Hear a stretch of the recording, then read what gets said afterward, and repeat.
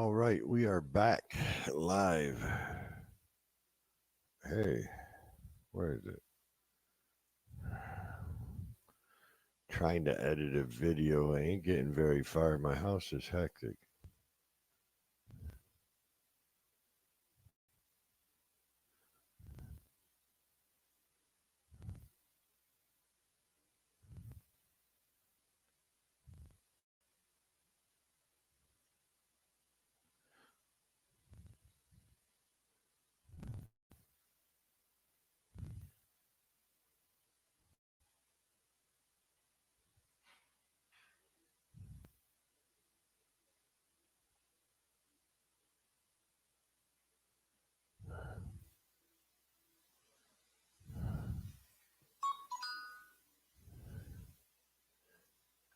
Daddy Duck, how you doing, brother?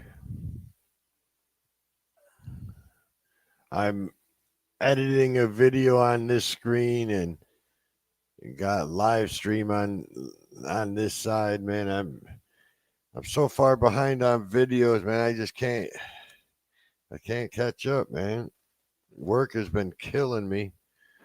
Trying to do everything all at once. You got the phone going off all hours of the night.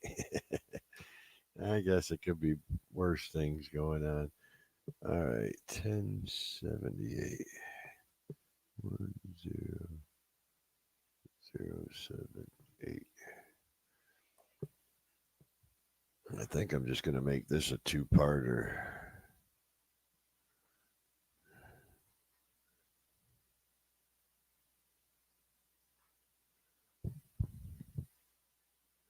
Survival LT, how you doing?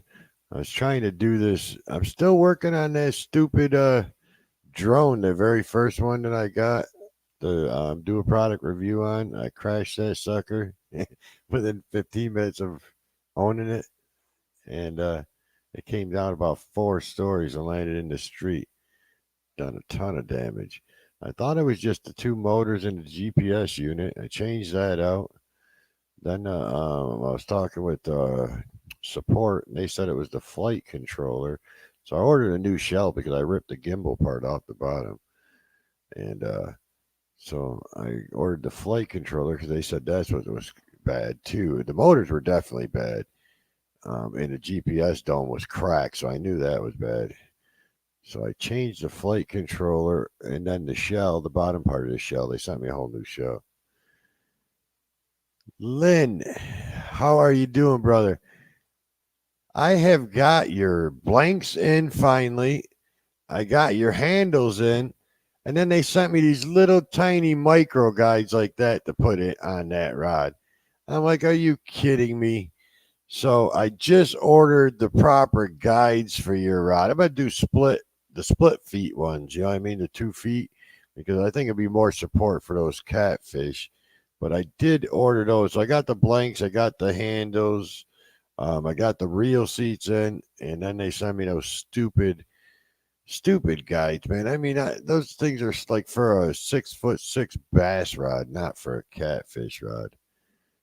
So that's where I'm at on those rods. Anybody want to come up on panel? Trying to get some things done here. Let me post a link. Bam, there. I haven't even got any notifications about catfish fever and outdoors. Oof, that's tough. I've been working a lot, but not 12 days straight for 12 hours a day. See, well, just when you think you got it bad, man, someone else has got it worse. Yeah, I'm complaining about my little bit of work. I know you don't want to hear all that.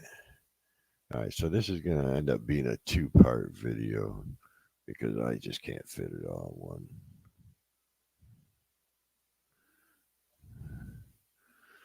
And I'll get this to render, and then maybe I could get a video out tomorrow. I haven't had a video out in a while. The channel's been doing good, but I still ain't getting no videos out.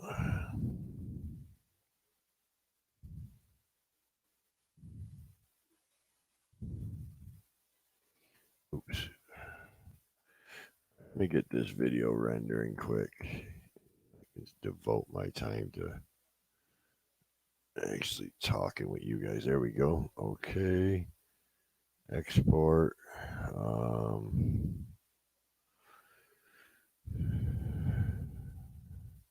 Flight controller. We'll put that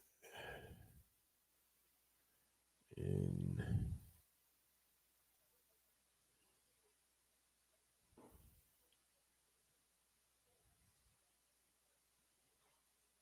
I better make a new folder. Sorry, guys, I'm almost done here. Flight controls folder. Folder. All right, export that video. Bam, it's done. Whoa, there's a guy I haven't seen in a while. Between the two of you, I haven't seen you two in a long time. All right, let me put this over on this screen so I'm looking at the camera. Move this over to this screen. Oh, well, let me move it while it's rendering. Oh, I guess I can. Nope, still can't. All right, well, at least I can see how much is rendered.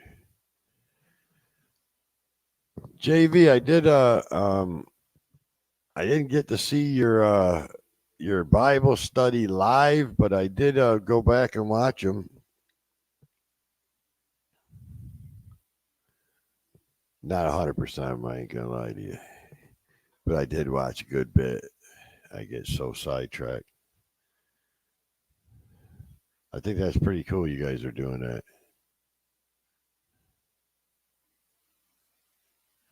We do a Bible study on Zoom on Tuesday nights. A few people from the channel log in. That's really cool that we're getting new faces.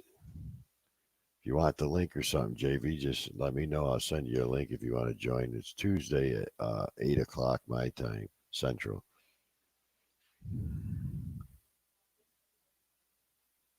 Oh, that's great, brother. I'm I'm at church so much. I decided we were doing Bible study at home on Tuesdays and Thursdays, but it's just been getting to be too much because we started a youth group at church because all these kids. I always got 15 teenagers in the house, so we ended up starting a youth group. So we're doing that on Friday night. So Sunday I'm at church because I'm security, and then Monday at church we have Bible or prayer night, and then Tuesday we have. Uh, Bible study here. Then Wednesday we have Bible study at church. Thursday we're taking a day off, and then Friday we have a youth meeting, and then Saturday we're taking the day off. I don't want to push the kids too hard. That's always a good thing, though, JV, when you're looking forward to it. Michael Morello. Appreciate you guys stopping in, man. I know I'm sure there's a lot of people live right now. Let me see. I got 1, 2, 3, 4, 5, 6, 7, about 12 people that I am subscribed to live. So I appreciate you guys taking the time to join me. Let me shut my ringer off so I don't. See, that's why I was shutting it off.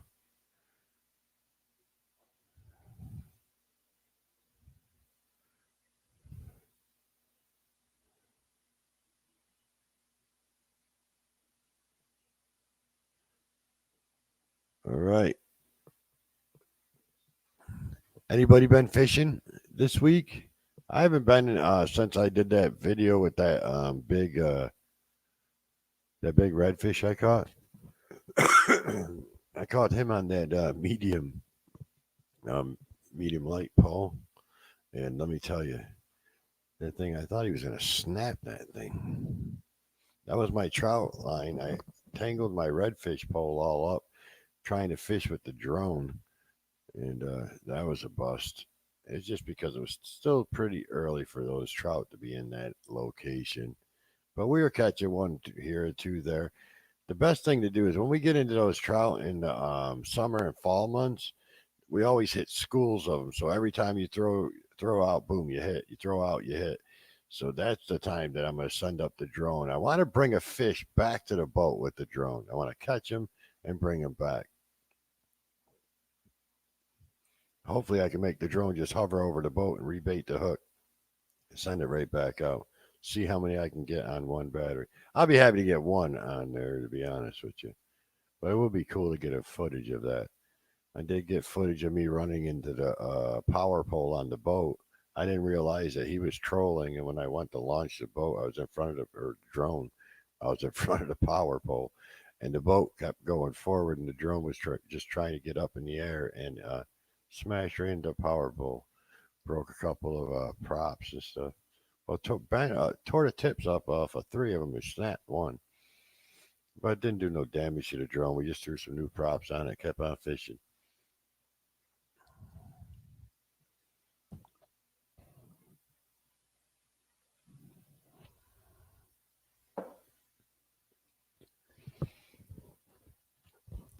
So nobody went fishing. I'm looking for some fishing reports. This thing says it's still got 15 minutes to render it, and then I'll get it uploaded. Maybe I can get that one posted. It's just a stupid. I think it was at like a minute and 30. I gotta put a. Sorry, I'm talking to myself here. Let me check out my channel analytics. I had. Yeah, let me go pin that. Let me pin that link.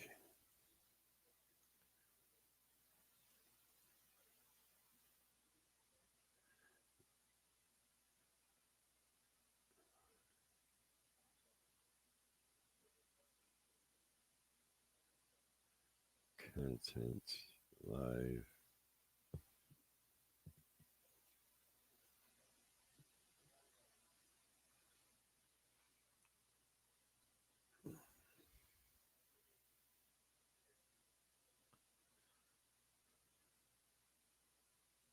Mute that.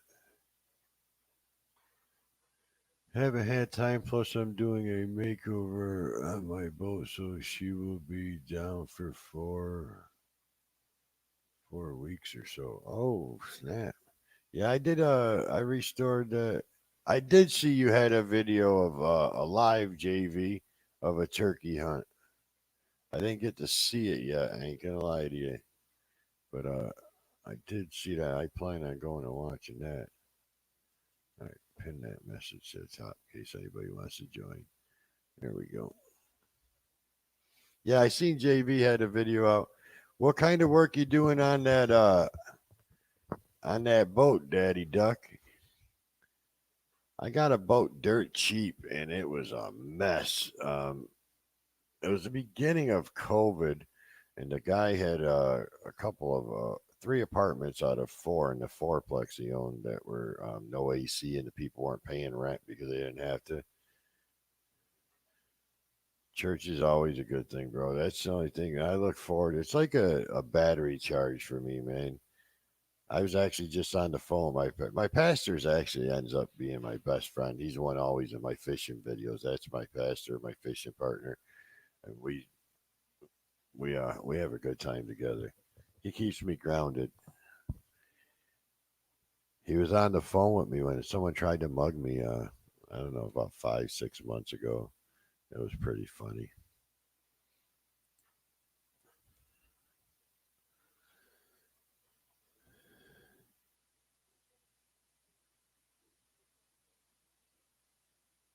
Nice. It looked like a brand new boat after that. Mine needed a ton. And I didn't have a go YouTube channel at the time. I never planned on having a YouTube channel. I think that's what kind of started it was restoring that boat. Um, I think I had $150 in parts on fixing those three air conditioners, and about 4 hours in labor. And the guy signed over the boat and trailer and motor to me, 21-foot center console. The motor wasn't Didn't have the compression that I like. I mean, it had 90 across all four cylinders, and it wasn't peeing the water, so I know the propeller was bad and stuff. But it had the console was crazy. I mean, it was just beat up. I reupholstered the seats myself. I got quotes to have it done. It has two bow seats.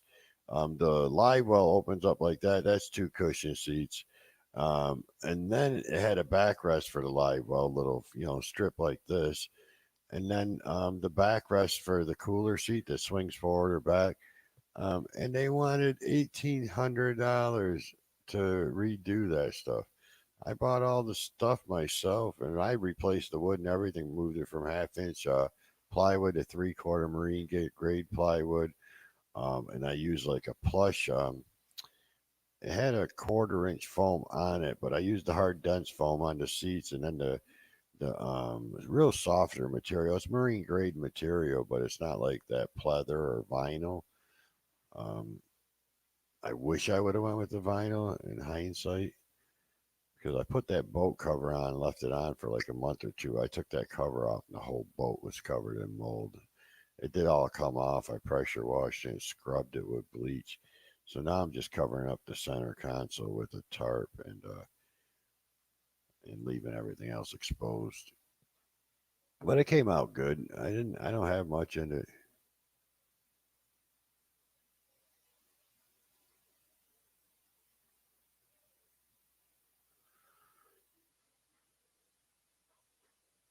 Just drug yourself off the water. What were you fishing for?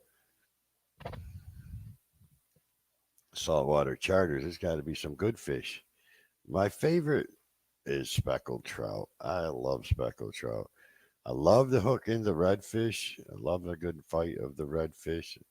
In that one video, one of my last ones I just posted, that darn redfish, man, he hit that top water, and I was like, oh no, I wasn't expecting it. I was fishing for the trout, and I had sort of like a little rattle trap top water bait, about 4.5 inches. Ah, bass fishing. Pine Predator, how you doing? So I wasn't expecting that redfish, and when he came up, I seen him surface when he snatched that lure, and he buried it. Only it had six hooks on it, and he buried four out of the six.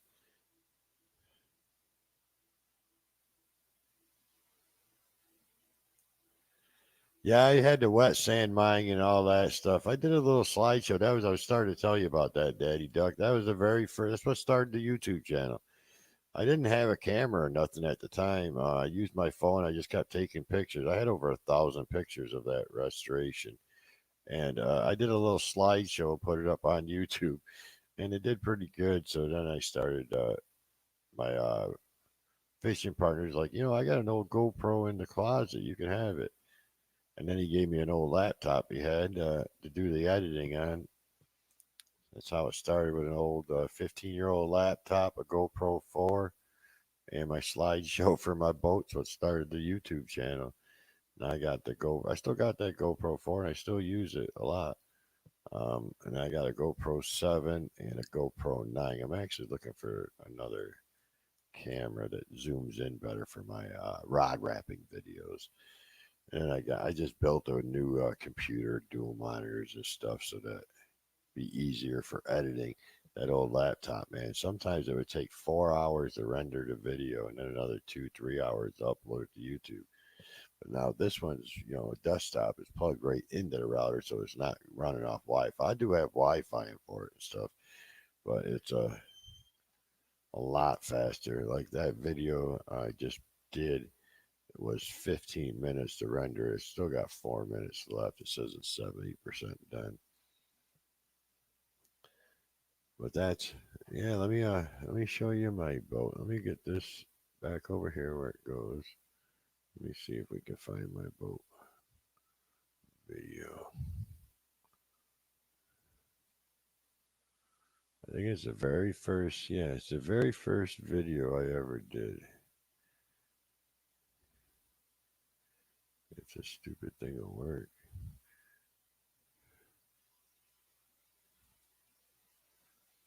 I don't know what I did. Oh, I'm on live. So I'm like, why ain't it going to the last page? There we go. Last page.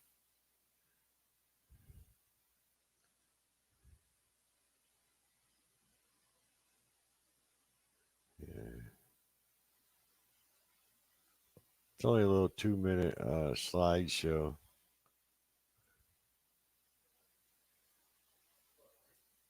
Starting to rain. Yeah, it's supposed to pour all day tomorrow. Ain't that something? They're showing a commercial on my thing, and I'm not even monetized. I hate that new thing. All right, I'll share this with you guys. This is my little. Wait, I'm on the wrong thing. Where's StreamYard? I got so many things open, I lost you guys. There you are. The Rodfather.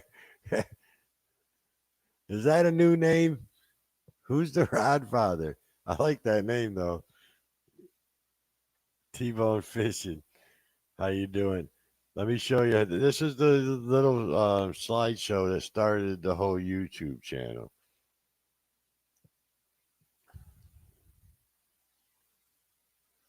Let's share this screen. Make him big on his own. All right, here it is. This is just my little project boat.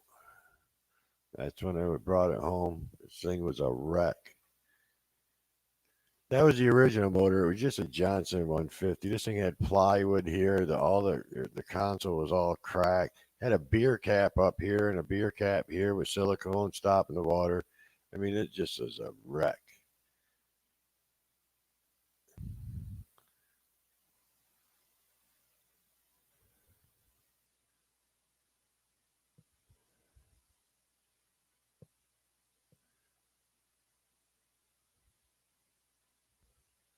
There's me fixing the center console. I put a whole new dash in, added USB ports, cigarette lighters, fish finder, the Lowrance GPS coupled to the radio, so it has the coordinates and everything right there for the Coast Guard. There's the new dash.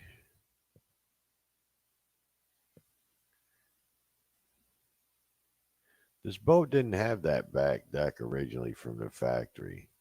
It just went all the way back um, to the very back of the boat. When I got it, it had a 15-gallon exterior tank.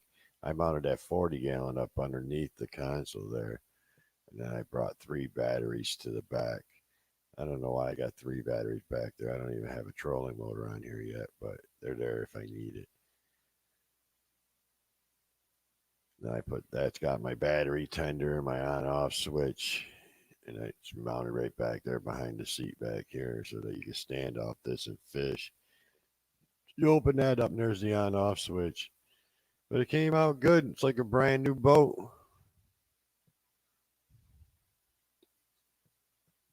That was what started YouTube for me right there.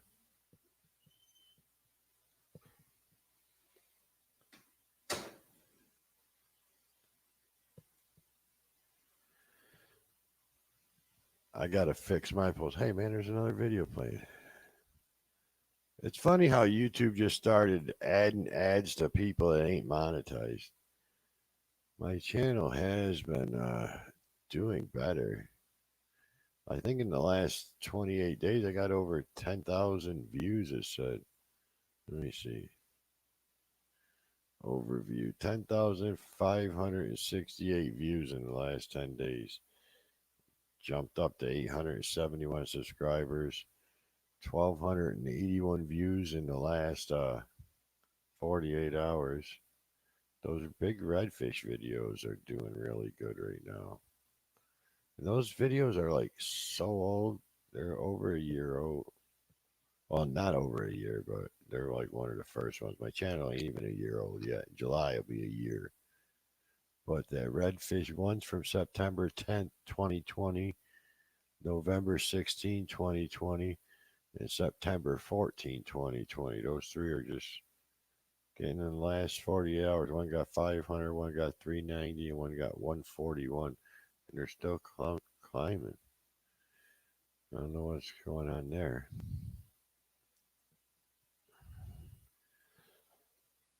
But it has been. I lost all my watch hours from deleting all my live streams. I didn't know, it says I have like 2.5 K watch hours, but then when you go to monetization, I got like 1,250 because all the stuff I had, all the hours from my live streams when I deleted them, they disappeared off monetization, but not off the channel itself for watch hours. That kind of sucks, but you live and learn. I won't delete nothing else unless they tell me to.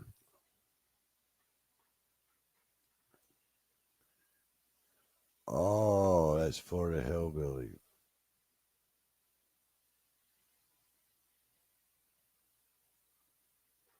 Wait, what just happened? I heard a beep in my ear. Oh, I bet you that video is done rendering. Yep. Close. All right. I'm just going to shut that down. Save it. Do you want to save your changes? Wait.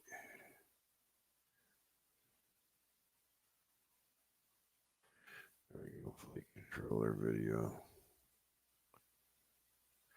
All right. That'll free up some RAM.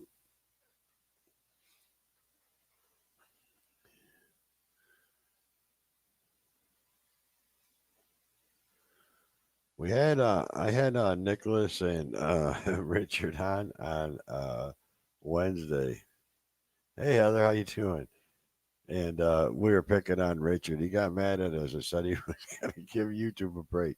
I hope he was just kidding because we were only messing with him. Poor guy. We were picking on him because he had a pimple on his nose. He was trying to tell us it was just a red dot, but when he had his profile, it was clearly a monster. But he got upset. We tend to ride that kid hard. I hope we don't take it personal. He's just so easy to get going.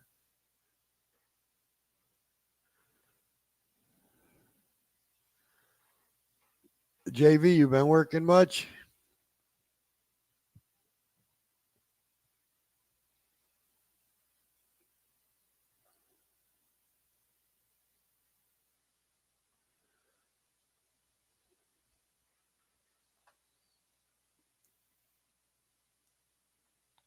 Yeah, I got one thumbs down already. Cool. Ace must have been here.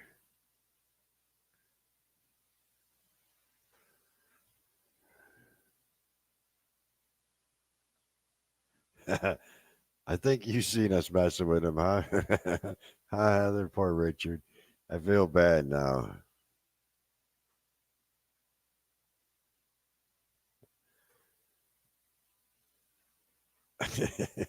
Richard, poor guy. Nicholas rides him hard, though. Nick gives him the business. I did get a couple messages from a couple subscribers that said they hate when I have my live and them guys are on because they're always changing their pictures to each other and stuff like that. I don't mind it. I think it's funny, but a couple of people found it didn't think it was as funny as I did. I mean, it really don't matter. I mean, what's the difference if they change their pictures? You know, who cares? I was having fun. That's all it's about is just having fun. I mean, it's not like we're having a serious conversation, like we're narrating a tournament or something like that. I mean, we're just on to have fun and chat with everybody. We're not trying to be all serious. I don't know. I had that earpiece in. I don't have anybody on panel. There's no sense in it. Yeah, Richard got upset. Poor Richard.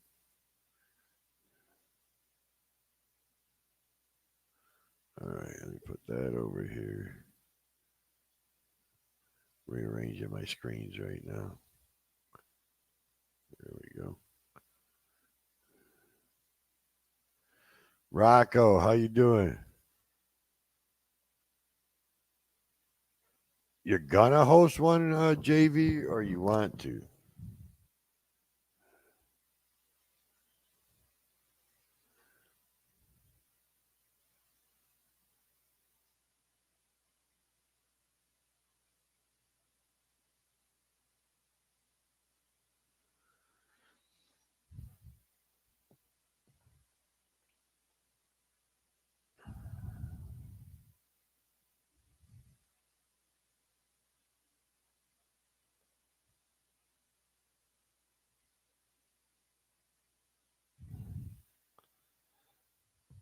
Hmm. That might be fun. The only problem is, man, I having trouble with the wind. Weather's been kicking my butt.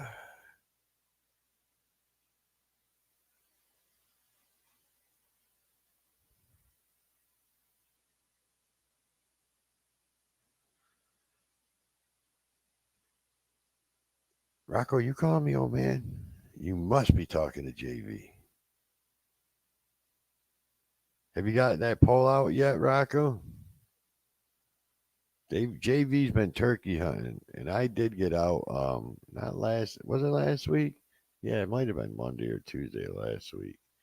I don't know. Might have been the week before. Oh man, stupid gray.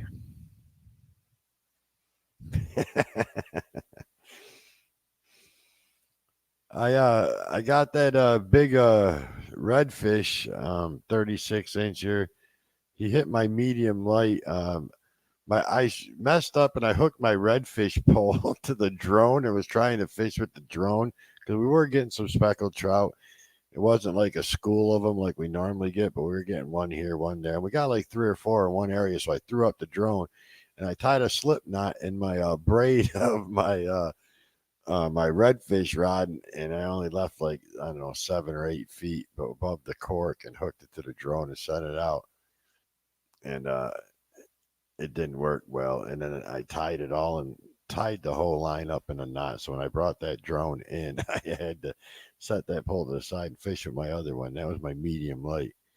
And I had a 36-inch redfish clobber that top water lure, and he almost snapped. I can't believe that rod did not snap. He was bending it completely sideways.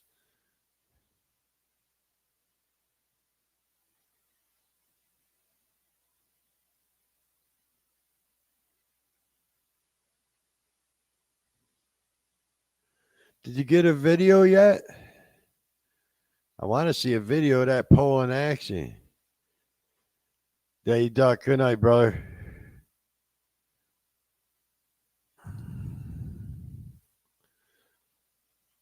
I'm glad you like it, man.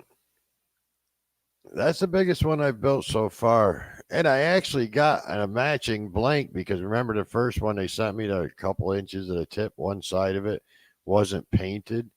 Um, so I'm thinking about getting a little airbrush kit and painting the tip or maybe even 2/3 of the pole a different color and building myself a heavy rod, medium heavy rod to keep in the boat. I like to keep one medium heavy in the boat in case, cause if I'm out by the Gulf of Mexico, because I always fish within a mile of it. If I'm out there and the waves don't look bad, I'm going to shoot. I'm going to shoot out to one of those oil rigs and see what's really out there. And then I like to go for some red snapper this year, but I like to get a heavy pole for that. I haven't ever fished for them. The guys I fished with all loved it. All the saltwater fish I catch are inshore. I've never been like out fishing for tuna or nothing like that. We do have a boat at the camp that's capable of that stuff. I think it's got dual 250s or dual 300s on it. It's so deep welled boat that I mean, I can't see nothing else it's really good for.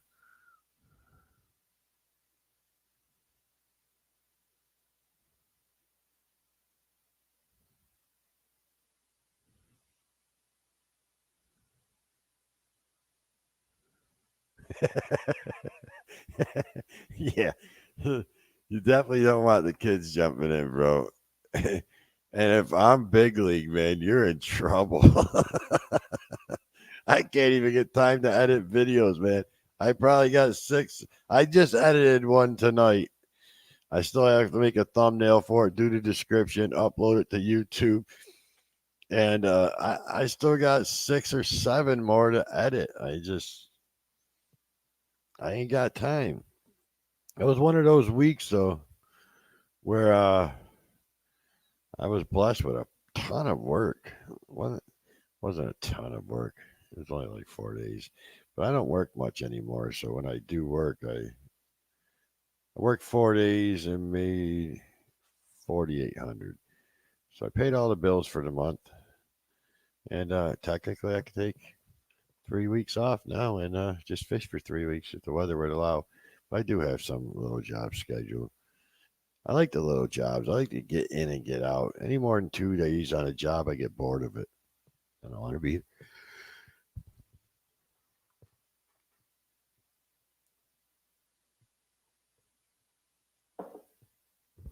You know what I think would be the perfect job? Demo. Just come in and smash stuff all up and leave. That'd be the ideal job. Come in, just rip the house down, leave.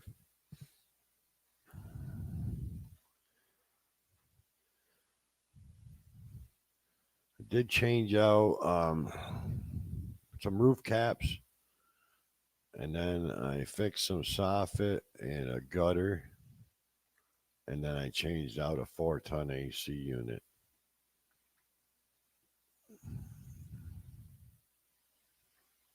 Rocco, you get me, bro. That's how I feel. I think it would be great therapy.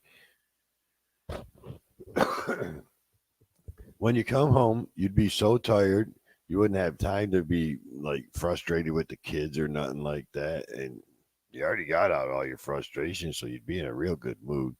And you'd be too tired to argue if somebody was mad at you anyway. I think it's win-win, and you get paid for it. Depends on what you get paid.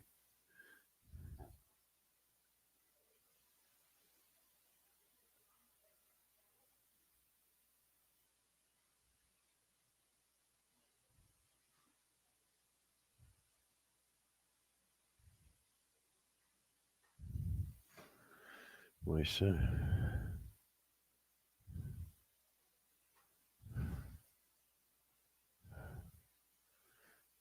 my son just started making those rainbow play sets. This guy he's working for is trying to only pay him like 10 an hour, and he's busting 11 hours a day. Guy said, "Oh, $100 a day." Wait, that guy don't add very well, does he? Oh, yeah, you don't want Mama Bear coming. I'll tell you that right now.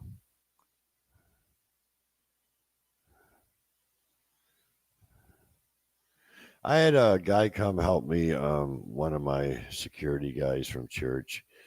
Um, on Friday, every other weekend, he has a big weekend where he has Friday, Saturday, and Sunday off. So I was hoping it was this weekend, but he only had to work until 10 this weekend, this Friday. So I had him come with me, and when he got out of work and meet me to help me change out that air conditioner. I already had the condenser changed out when he got there, and all he had to help me do was change out the inside coil. We weren't changing the furnace, just the coil inside. And it was standing up in a closet inside on the first floor. So we changed that out 2.5 hours, 3 hours. And then when I was said and done, I handed him $200, and he was trying to give me one of the $100 bills back. I'm like, listen, to be totally honest with you, I'm not paying you. I mean, I allocated that money into the job for you. You know what I'm saying? So just take it. It's what it's there for. You know what I'm saying? I made good money on the job. I made 26 or 2,800, and he made a couple hundred for helping. Only took I was there 4 hours, he was there 2 hours, but still, I had the money allocated. And there's been times where he like when one day we changed out two units. There was a duplex, and one was a 3.5 ton on one side and a 2.5 ton on the other side. Had one access to the attic for both apartments. We changed out both condensers and both coils in one day. It did take us 6 hours, and he got paid 200 for the day. So some days, I mean, he was whipped that day. I mean, we really worked hard that day. We were both covered in sweat. It was hot. And I mean, you take the good with the bad. That was a bad day as far as I was concerned. It was 6, 7 hours, and we were both whipped. But he held up strong. I mean, he did. He's a guy that came. He fought cancer and won chemo and everything, and he never got all his muscle control back. So he's really still weak. But and that's. I mean, So, as far as I was concerned, that was a bad day. It was a good day for him, so it works out good. He'll be complaining at church tomorrow that I overpaid him. He was complaining that day that I gave him too much money. But I'm a strong believer, and if you're making good money, you share the wealth.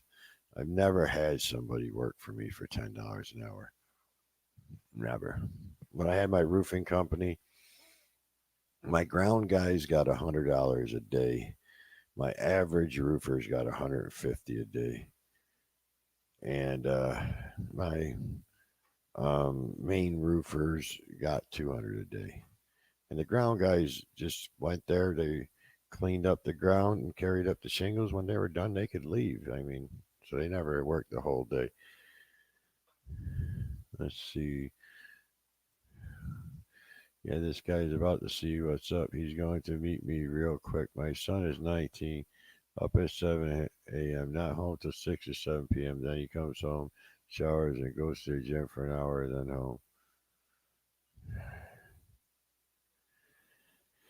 Yeah, unfortunately, Heather, I've been telling my kids, and that's the way it is. People will do what you allow them to do. If there's um, no pushback or no resistance, I mean, they're going to do it. If there's no consequences, they're going to do it.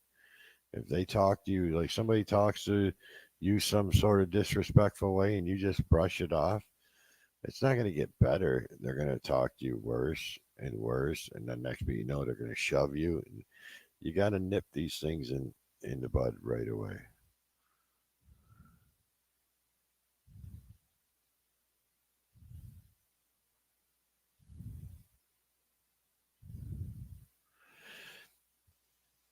That's how I started, bro.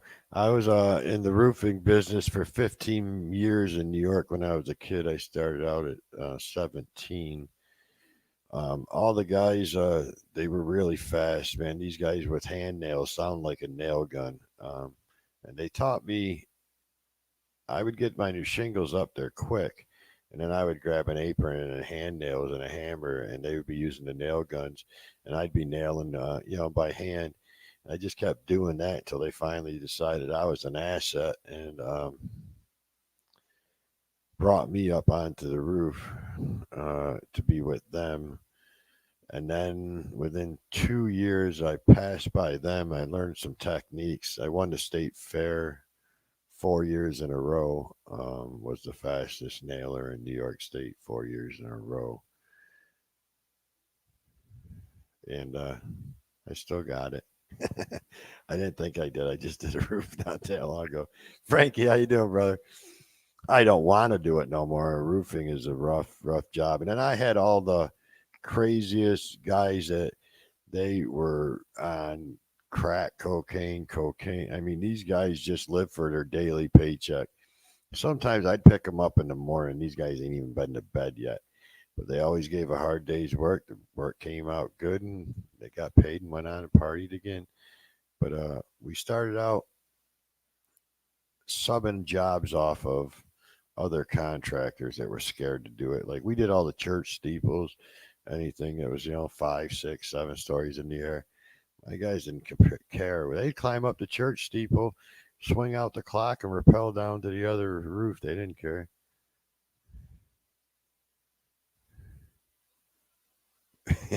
Yeah, that's what they were always messed up.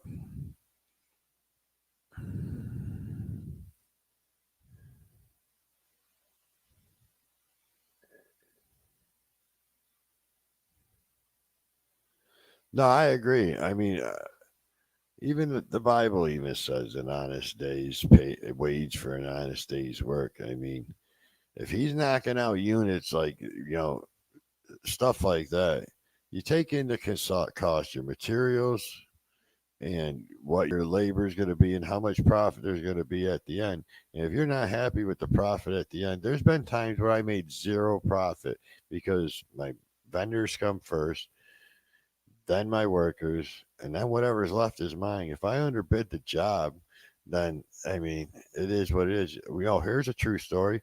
One time I lost money. Had the shingles delivered to a roof.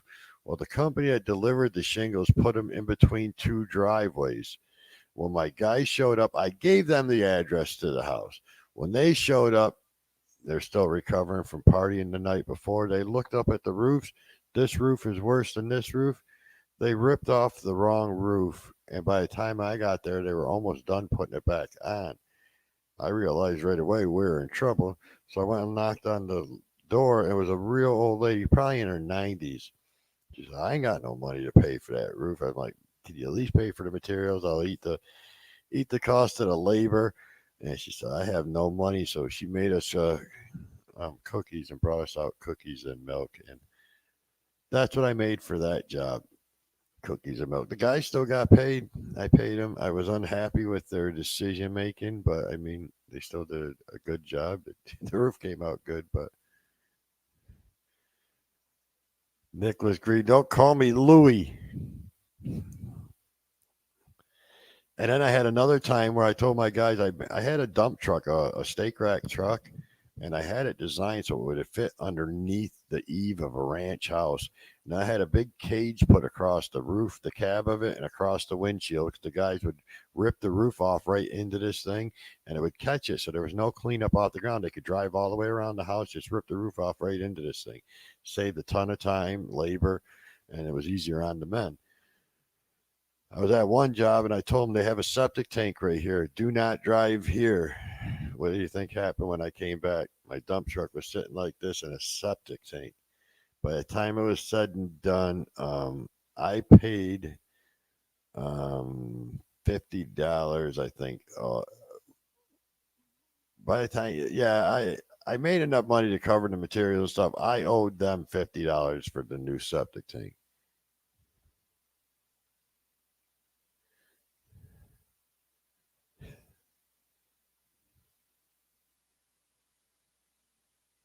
That's why. Can you see this arm? See how this one's straight and this one don't bend straight? That one's come down 3 stories and shattered that one. I actually shattered it on the second bounce. I controlled the landing and landed on my feet, but the momentum I came down and my butt hit the ground. When my butt hit the ground, my tailbone, it hurt so bad that I like threw myself forward. And on the second bounce, I shattered that elbow. It never was right again. If I lay it on the table and put it down, see, it don't go. It's about 6 inches from here to the table. Yeah, I've done thousands of roofs and I've fallen 3 times. But that one was my fault. I was up all night from partying myself.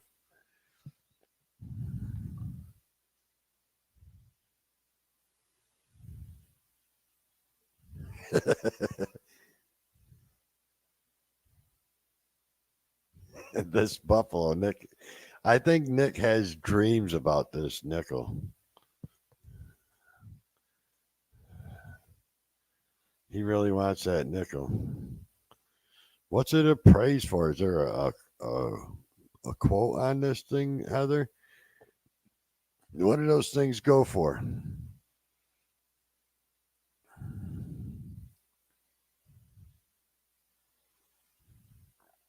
Yeah, but roofing will take years off your life. 1 year as a roofer, I think, takes 5 years off your life. It hurts you.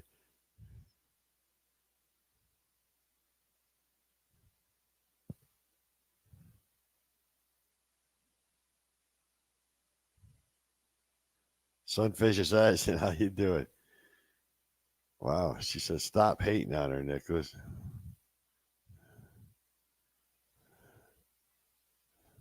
Don't ever let him find out where you live. He'll come and break in and steal that nickel.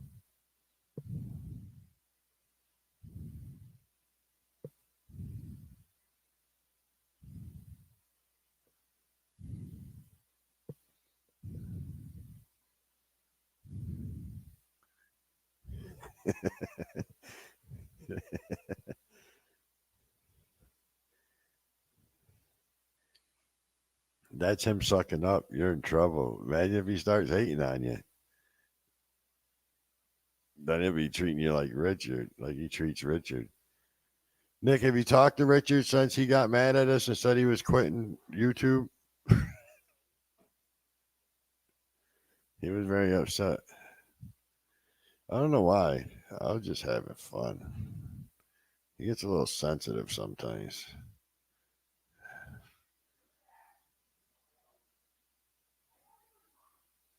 He he came back.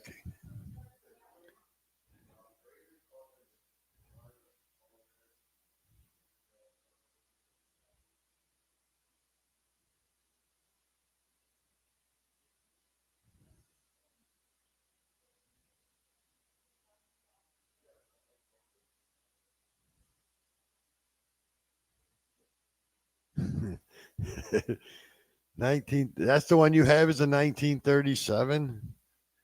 Cheapers. It depends on the condition of it too, how many nicks are in it, and uh,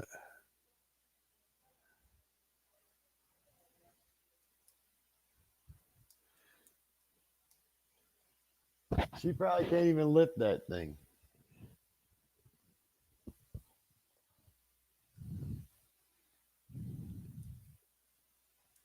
Wow, you really haven't heard from him, huh, Nick? You really upset him.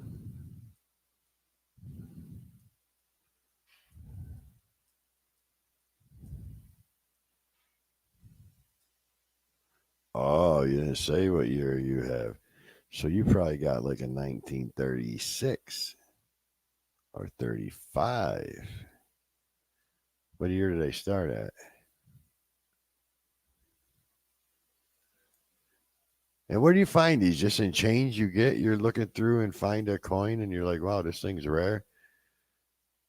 Who's got time to look through all that change?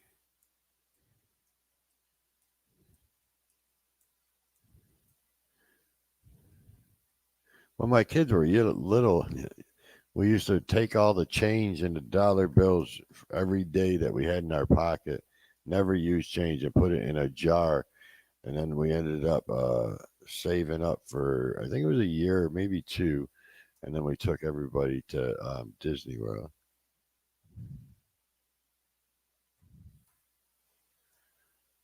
Did you inherit it or you started your own?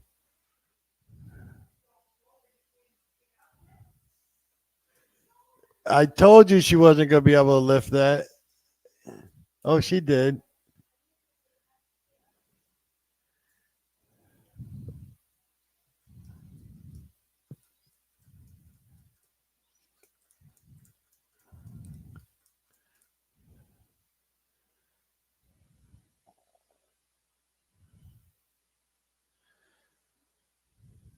Might as well upload that video and I can make a thumbnail later, I guess. Oh, I get what you're saying, Nick. You were showing her your coins, and then you got a call, and when you just closed your book and went home, of course, and then when you got home, you realized that the nickel was gone. That's horrible, Heather. Why would you do that? Nick wasn't insured. You should always insure your valuables, bro. You're young, but you learned a valuable lesson.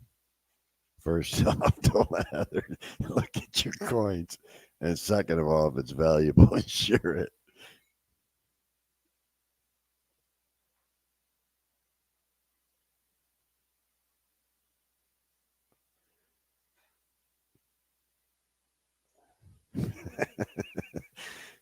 Heather's probably writing a big paragraph right now.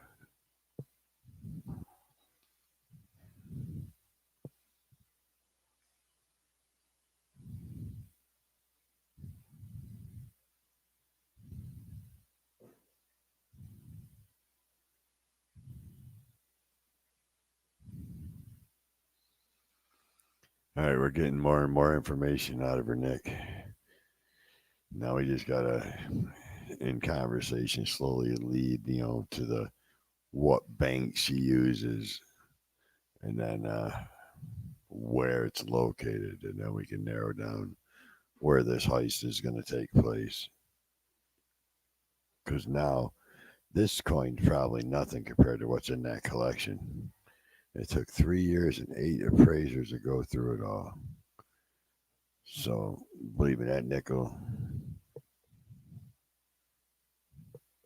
We just keep having conversations, and you'll narrow it down, bro.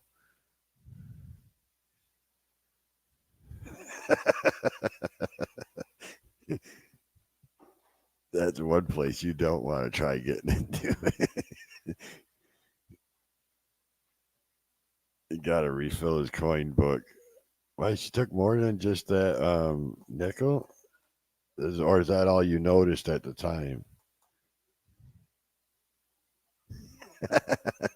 I think I even got one of those. Heather, and I don't even collect coins.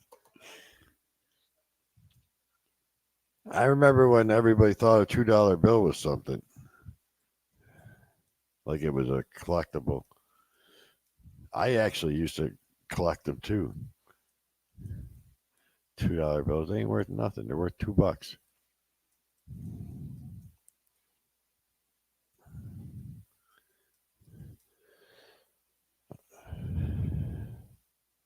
So are you gonna tell us what year? Wow, is it really? No kidding.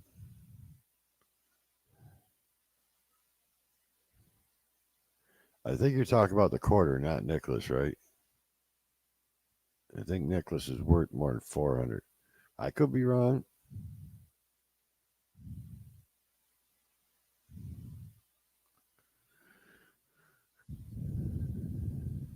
I was watching this crazy Oklahoma police chase, Nick,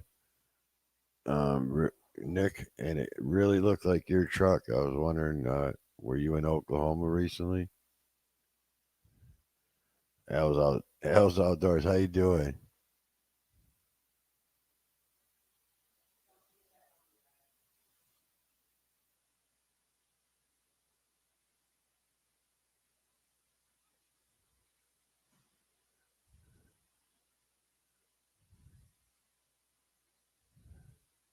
Oh, okay. As long as I know it wasn't you, it looked just like your truck.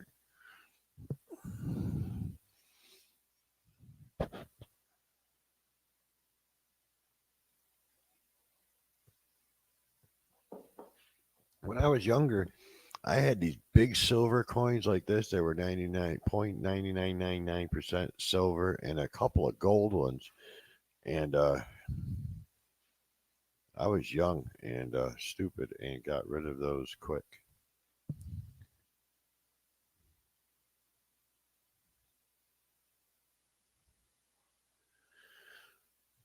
Nick, did you ever get your pay dirt in? Are you going to do a video on prospecting it or what? I was thinking about that last night. I was wondering if you ever got that pay dirt.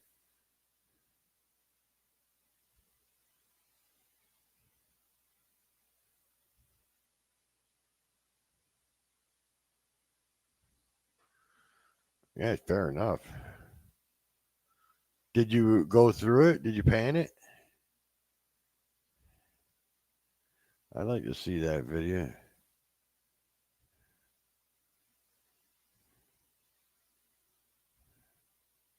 Seems like a lot of work. And I don't think I could pan it. I'd probably throw more of it out.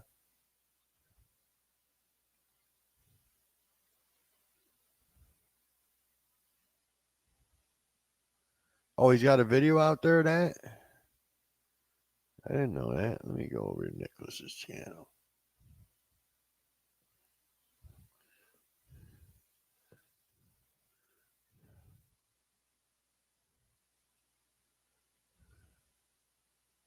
I love that avatar though.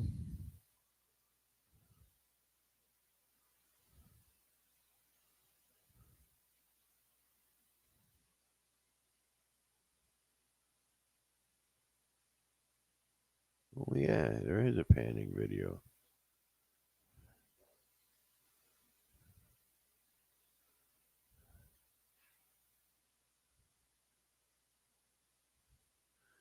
That's how big the bag was. It was just this little bag like this. I thought you were getting like a sack of dirt. That little tiny bag. Hold on, I'm watching a stupid ad right now.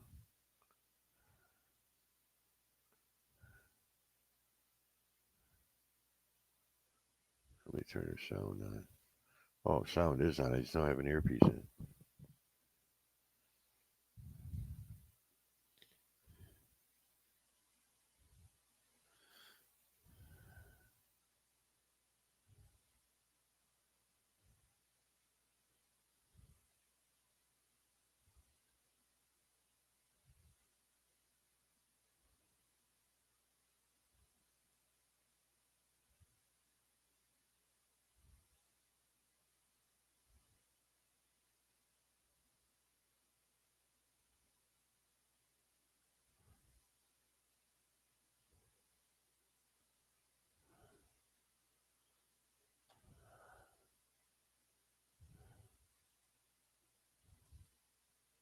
I'm watching your video, Nick.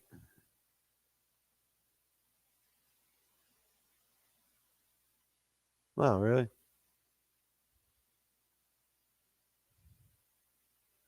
I want to sell those little pouches for $15. I go out in the yard. Oh, look, it had a purple stone. There was a purple stone came right out.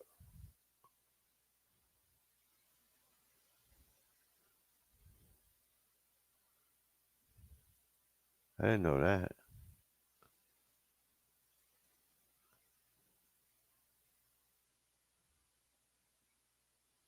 Well, that camera zooms in good. Nick, what camera are you using? Oh, you just said it too. You said, I like this camera because you can zoom in real good.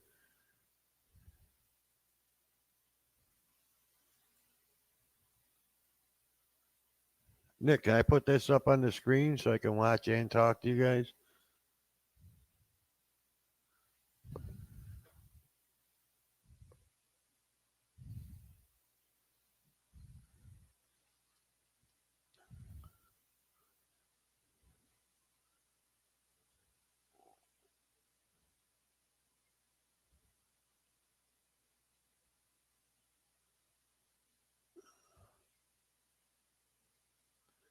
XA11 Canon. I'm writing that down. I like how good that zooms in. I think it would be really good for those rod building.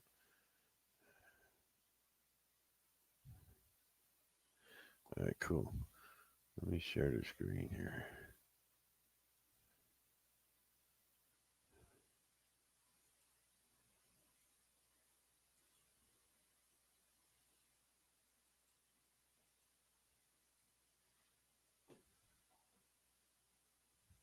To me.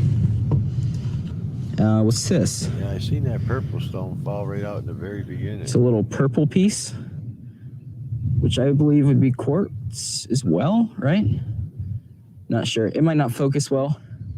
No, you're not. But yeah, nice little purple piece. Whoa, the wind's picking up. I'm so glad I got this new mic system. It would have been terrible on the mic. And there's just some little gems throughout, which I'm sure I'll pick out whenever we're panning. So let's get this pan and let's start panning it out. So Tom's behind me. That looked like a ton of. Oh man, that wind is brutal dirt, today. Because you were zoomed in. Man, so oh much. man. All right. So here's the pay dirt. It's not a lot. Like I said, it's a small bag. It was $15. All right, I'm gonna look for that camera. So, like I said, I already see a piece of gold in here. It's right on top. I can see it. Yeah, Nicholas. Let me see if I can bought a little bag of that pay get a little dirt. closer. He's panning it There's out. all kinds of gold in here, guys. That's got to be a heck of a racket. A lot more than that $30 bag I had from that scammer. Into that. What do you think, But Bill? right off the bat, Bill likes the idea. there's a piece Look in at there. that gold right there. You guys can spot it. Yeah. So let's start panning. This won't be a long video. We'd have to buy some gold. Just because it's such a small bag. But yeah, Clutch, he's a good channel. Check him out. I've watched him for a long time. And like I said, that I know of, he doesn't know I bought this. So, all right. So I'm gonna put a little bit of this in here. What's that stuff? It's mouthwash? That should be good. I'll have to keep this from the cats. I'll keep it covered. What is that stuff? But we're gonna let some water in. I have not done this in a long time. And what do you mean you? So we're gonna let this water in. Strike me. You said I could strike There's you. cat in front of the camera. We're gonna shake it up. I don't know what he meant. Get it going good. What was that? Man, this wind needs to calm down. Oh. Holy cow. Hey, I gotta hold the camera. Rocco, you're always against Wow. me, brother. Jeez. All right. You know all those chickens. Thank he's you, got in the Wayne. background. I That's a appreciate big you picking up chicken. when I start filming. Huh? But let's let this He does have a turkey back Let there. this water- I've seen a turkey. come out of the pan. Get all that muddy stuff out of there. Let some more water in. Shake it up again. Oh, it's Shake jet it up dry. again. Let small gold not And we're gonna float. start- I get it. Working everything off the top. I'm already seeing gold in here, Rocco's which is always very got something. impressive. He's encouraging people to strike And me. if you guys can see it or Bad, not, Rocco, bad. I'm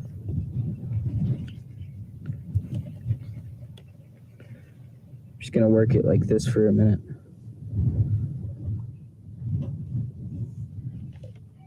Some of that gravel come off the top. I never thought about you using a little masonry. Now there's a lot trough of big like that slots in this as pan for water such a spot small for amount your of pay dirt. canning. That's a good idea. So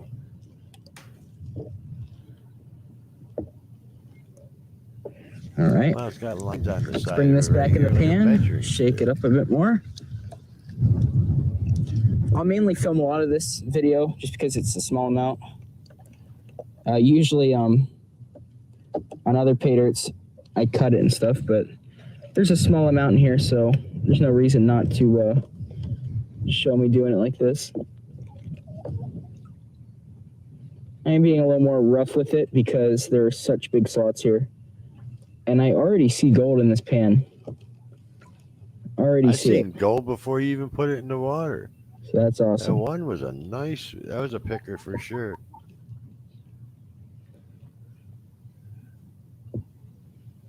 I love watching Gold Rush and stuff like that. All right.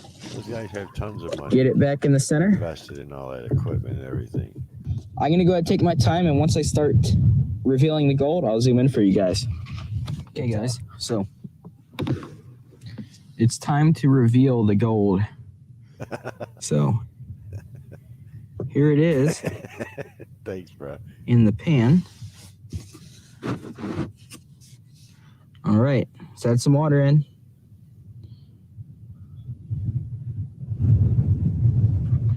Shake it up one last time. Camera angle might not be good, but I'll make sure you guys see it when I reveal. Okay. All the gold should be at the bottom of this. So now what we're gonna do, let a little bit more water in. And we're gonna reveal the gold. So here we go. Just start working down.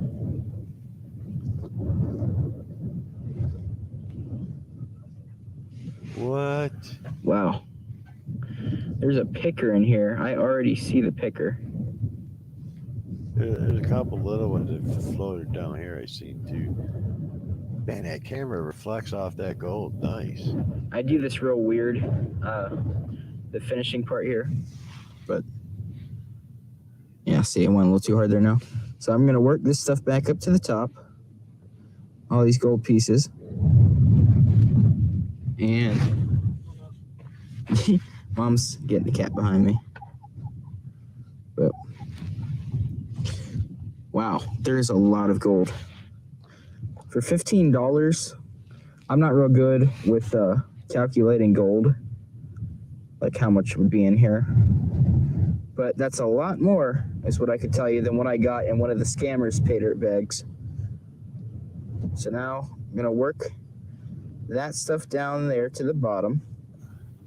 Yeah, I was thinking about doing that on one of my blanks, a red, white, and blue barber pole. but There's a piece of bringing gold down there that barber got pole down. tighter, so the wrap is more Put that back up looks to the like a top. Put barber that pole. back I up to think the I top. stretched that one out too far. And real quick, I'm gonna snuff out this black sand on this side, get it out of here, and then we'll refine it even more. There was a lot Okay, of guys, gold so in that wind calmed down a sucker. little bit, but it's time for the big reveal of the gold. And like I did in past videos, That's it got to will be be worth more weighed than $15 worth of gold. and huh, Nick? measured off. Did you weigh it? Now, it was quite difficult. There was a decent amount of black sand, not like a crazy amount, but for such a small bag, it was definitely, decent challenge to keep moving it around and using the snuffer. So that was pretty cool. And yeah, like I said, this was a $15 bag. Now it is $10 shipping, but I mean, if you get other pay dirts, it's going to be 10. So just, you know, really, if you were going to get the pay dirt, well, what I did, I bought a bigger one, which I'll be panning, which has a gram of gold, and I got this one, and it was 10 shipping for both. So shipping is a bit, I mean, if you were just going to buy this bag, it costs you pretty much $25. So we'll see how it is, but it was a lot of fun panning. It took me a little bit more time than I thought. So, all right, here's the bottle. Now there is some black sand in here, but I tried my best to get as much away as I could. So we'll finish it off here. But, wow. That is a decent amount of gold. There's a picker in here, which is a piece of gold that you can pick up with your hands. You can drop it, makes a little noise. And there was one of them in here, which was impressive. So let's zoom in a bit. Yeah, that was a big one. I seen that right in the beginning. Actually, let's work this down.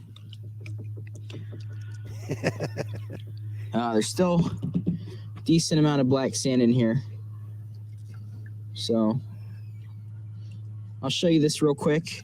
And then next time I show you, it'll be just all gold in here. But look at this. That is all gold right there. That is a lot. And look at that picker. Look at that little picker. That thing is That so is nice looking. So really, really cool. See all that sand though? I'm gonna just keep working and working away, but now you can mainly see all the gold that's in there. Really cool. Okay guys, so I just got done sorting all the black sand out. Everything's still wet, but this is what was in the bag. These were all the colorful stones that I was able to pick out. Some are quartz. I also put the guitar pick in here. That was also included, but look at that. So there's our stones. There's our guitar pick. There's that picker right there. I would like to say also, there was a few pieces of wire gold, like big pieces, but they fly right up to the top. And there was some very, very small fine gold that I also have in here. So, but yeah, I mean, for $15, well, you know, with the 10 shipping, it's 25, but I think that's pretty cool. I'm not sure on what it's worth, but it's definitely a lot of fun, a lot of unique pieces. And like I said, there was the flower, there was wire gold, there was a little picker right there. Like I can actually pick it up with my fingers like that and drop it in. So I'm gonna go ahead and dry all this out, and then we'll get a weigh in on the gold. But yeah. Hey, I'm Talon, and this is Rumpus, and I'm going to show you how to start an online t-shirt business. Let's go. First, go to shopify.com and start a free trial. I don't have to watch Next, commercials. create your t-shirt. Nick, if I don't watch the commercials, you still get paid? Like if I have one of those memberships where you don't have to... It's a day later, and it's been drying in here. So here's the little baggie. I saved it. I looked up again, and it's guaranteed a 50 to 60% return of investment. So what you actually get in gold compared to what you paid for it. So I got a little scale here. He got a pretty good amount of gold out of that little bag. Whatever. Man. And I separated all the gold, so it's just gold in here. So I put it in here. $15 bag. And once again, let's take one more look at the stuff we got. Some little stones in there. And a guitar pick. Cool little add-ins. A lot of people don't even put stuff like that in, so it's a cool little add-in. Huh? And yeah, it's real good. So here's the cup, and we're gonna measure it over here. Okay, guys. So here it is. I wonder how much gold Nick's got saved up. I'm trying to find the right spot to put this thing so it's closer. So here's this cup on. We're gonna turn it on. It's zeroed out and it's set to grams already. So we're gonna pour our gold in. First, we're going to do that little picker. Hold up. Just put the gold in my hand. Picker's here. All right, let's put it in.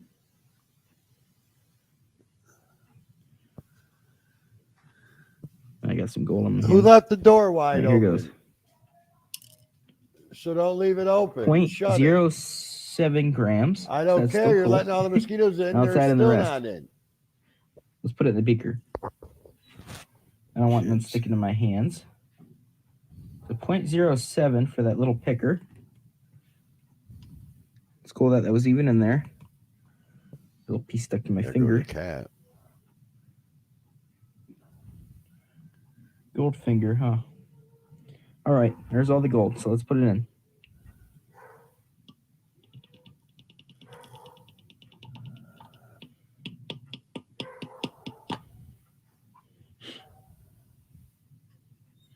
And that is all the gold out. So I can see the reading here. I'm going to zoom in so you guys can see it. Okay, so the exact reading is right there. 0.20 grams. So a fifth of a gram. Cool. As you can see, there's the gold inside. There's that nice little picker in there and all those little pieces. So hey, that one piece right there is not gold. Well, we'll go on the computer and get what it's worth. So 0.2 grams of gold. I'll see you guys on the computer.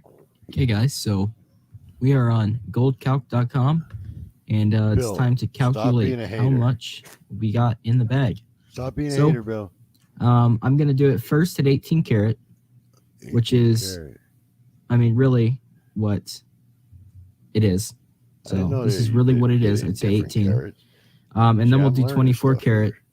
And the only reason I do that is because whenever you can sell this natural gold, when it's natural like this, there is a premium to it. So 24 karat kind of makes up for that little premium. So we're going to do first with this 18 karat. Let's just say, like I said, this is what the gold is actually worth, like in gold. So we're going to go 0.2 grams, just like that. Calculate it. So $8.57 in gold. 57 cents. I'll have to calculate that.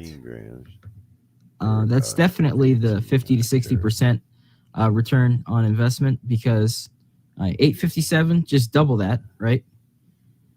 That's 1714. So 1714, that's 214 more than the $15 bag. So that's over 50%.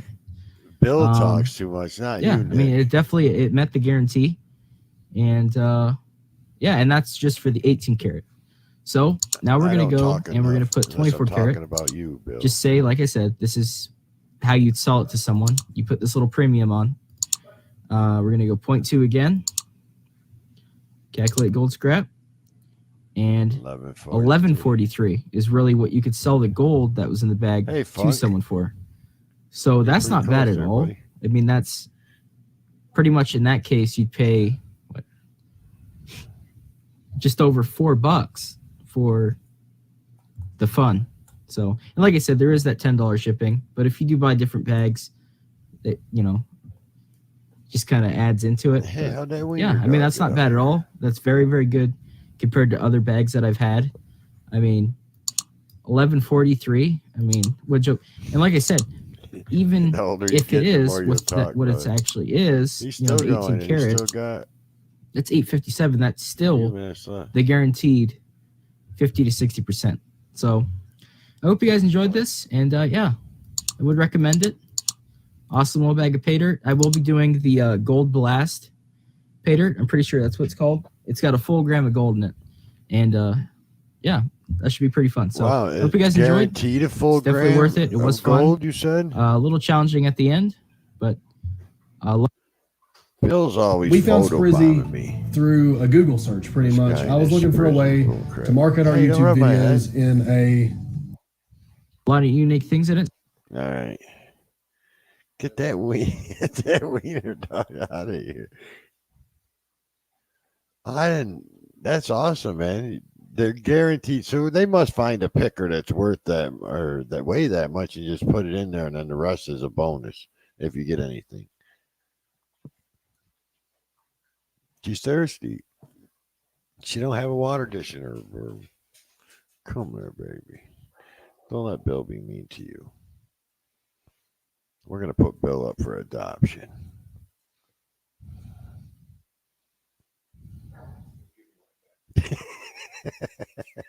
Hey, stop. Go on, Bill. Stop. How come Wiener Dog is always the star when you're on Funk? It cost me 85. It has at least with more 8 grams. Spell correct is annoying. All right, so I didn't understand it. It cost me 85. I think you wanted to say it has at least 1 gram, right? Bill, why don't you sit down here and host this for a minute while I go have a cigarette? Funk's on here. He'll help you. Just don't do what Nick says. He'll get you in trouble. Last time he had me pick on Richard, and now Richard is off YouTube. He's not. He's probably watching right now. He was very. Wow. I'm not even saying that. Dick is short for Richard.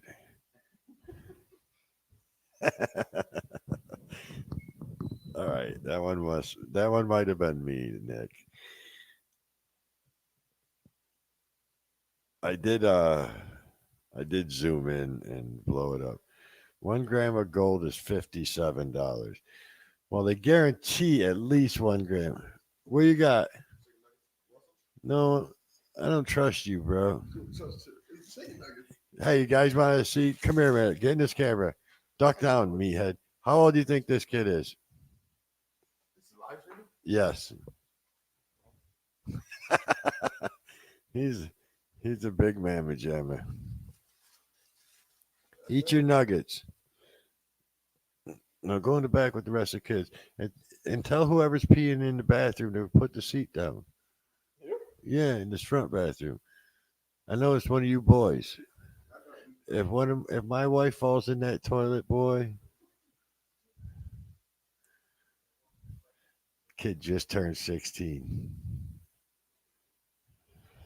6'3", 235, captain of the football team. He's a monster. Just turned 16. I think he had a full beard. I carded him, dude. When he came to my house, I was like, who's this creep hanging out with my young daughters? You know what I'm saying? So we ID'd his butt, and he was 15 at the time. That's a big dude.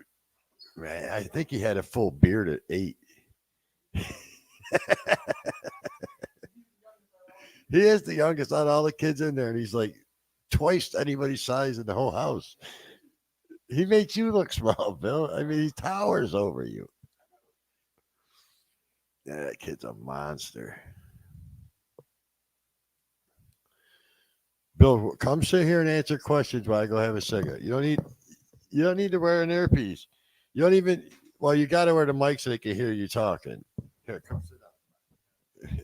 A special guest, Bill. Fuck, Bill won't do it. Come on.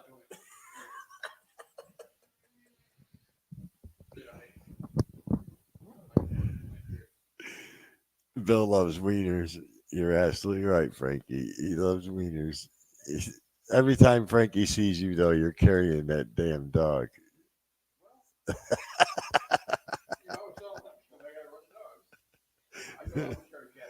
That's how you pick that shepherd up. She'll yelp, and if my dog yelps, I'm gonna get upset. She's old, man. She can't lift her up. I'm gonna get on this side so Gabby can come running through. And why is there a towel on? It's wet outside? Oh, you did say it started to rain. I'm glad we didn't mop the floor yet. Come here, Gab. Bill's being mean to you, Gab. Bill's mean to you, Gab. Bill, come host this for a minute. Let me call that 16-year-old out. He'll host this for a minute.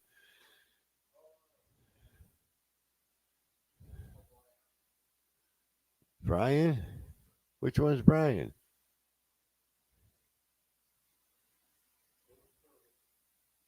That's Kevin. Oh, Brian. I know. He ain't been here in a minute. Yeah. That he looks Asian, but he's not. I don't know how he got weird eyes like that, but anyway. All right, so good video anyways. Nick, I enjoyed it. Bill will not come be my host for a minute so I can have a cigarette. We hate Bill. Oh yeah, I wanted to look up that camera. It was XA11 Canon.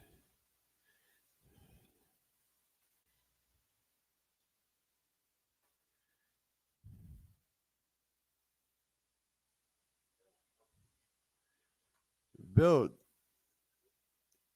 holy cow. What am I made of money, Nick? Camera's expensive, bro.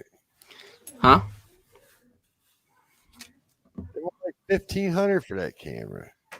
Yeah, it's well, I got it for $1,200. It says there, and this was it's like around 1,200.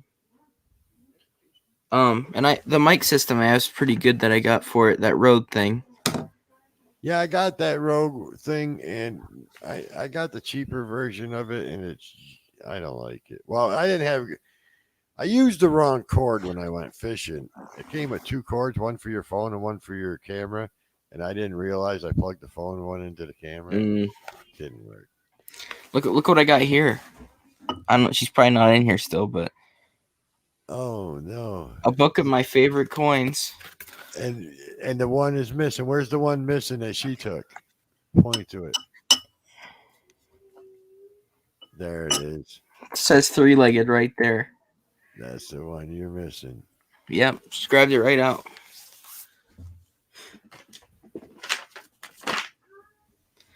Man, I don't know. I'm like tired.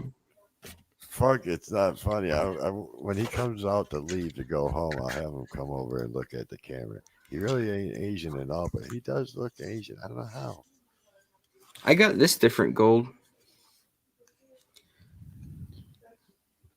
It's there's 1.5 grams in there, but there's a story to it.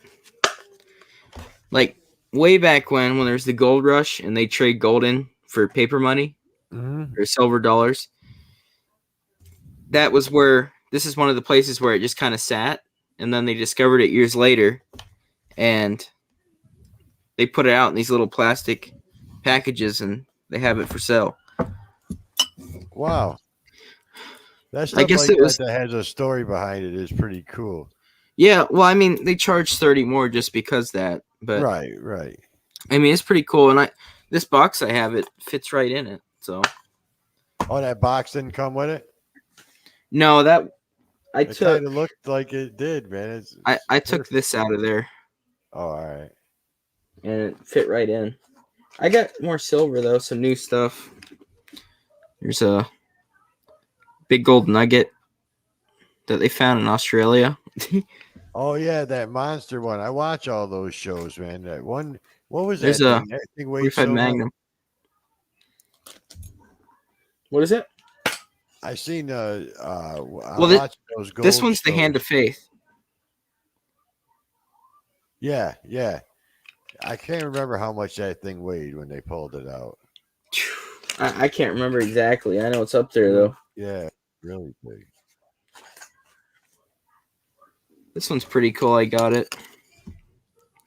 Well, I made money off Bitcoin, right? I made $300 off Bitcoin. So I went on the silver website and I bought 300 in silver. And then shortly after, I lost my money again. So pretty much I paid for silver when I didn't want to get silver. So I got this thing. It's stuff that I wouldn't have bought because the premium's high because it's fancy stuff. But, I mean, you can't return it. Where is it at? I had $100 in my Robinhood account from stocks I bought in like 2017. I put $50 on there, and it finally, over the last few years, got up to $100. Well, I sold all that and bought $100 worth of Bitcoin. And then when it got up to where I was at like 150, 180 up, I had it set to sell at that time. And then it sold it. And then I said, when it gets down to this, automatically buy this. And I did that for like, I don't know, 4 or 5 days. And I turned that $100 into $300. And then I got $200 worth of Bitcoin and then bought $100 worth of that Doge. And that was at 0.005 at the time. And, it's up to 8 now, isn't it? Well, no, it's like 36.0 or it's like 36 cents a share right now. So now my stock or my Robinhood account is like 13 or 1,500 off of that $100. Yeah, that they're really pushing the Dogecoin too. Like now it's too late to really buy it, but they're really pushing it. Imagine if that thing ever goes up to like what Bitcoin is. I got like 1,762 coins of that, and I own 0.0021 of a Bitcoin. Yeah, well, I was gonna get some of that Doge a while ago, but the places that I use to buy and sell, they don't have it on it because it's not backed by anything. Right. So, Bill, what are you eating? And who eats a half a sandwich? And why do you have 3 half sandwiches instead of just making one whole sandwich? You're freaking weird. Frankie, are you seeing this? He got 3 half sandwiches. Who eats a half a sandwich unless they just only wanted a half a sandwich? That's the weirdest thing I ever seen. Everybody, give me your opinion. Nick, what do you think? It don't taste different. what? Would you make 3 halves? Give me your plate. Look at this kid. He comes by me with 3 half sandwiches. Who makes a half a sandwich if you're making 3 of them? You make 1 sandwich and then maybe a half of one. They're not as messy. Nick, I can't believe you're sticking up for this guy. You eat them like a hot dog. They're not as messy when you eat it. When you eat them like a hot listen, dog. When you eat a hamburger, the sauce is all the way around, so you can get your hands anywhere. That if you grab it from the top, you won't get it on you. Huh? No, I've never eaten an Elvis Presley sandwich. I never heard of an Elvis Presley sandwich. Peanut butter jelly, bananas, and bacon. How is that an Elvis Presley sandwich? How do you know?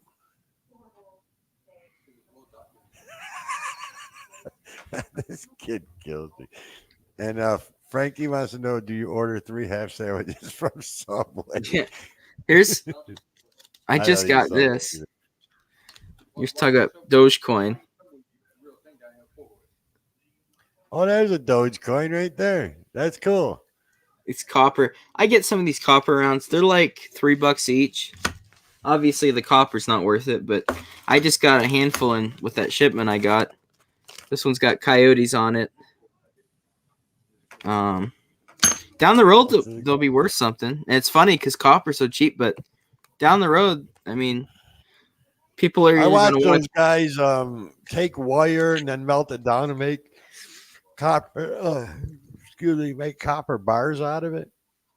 Yeah, this one's pretty cool. It says "Don't mess with me," and it's got an alligator sitting on a pile of like gold. I don't know why it's so cool, but I mean, this one was $2. Why not buy it? It's gonna be worth that down the road, and it's cool. Definitely.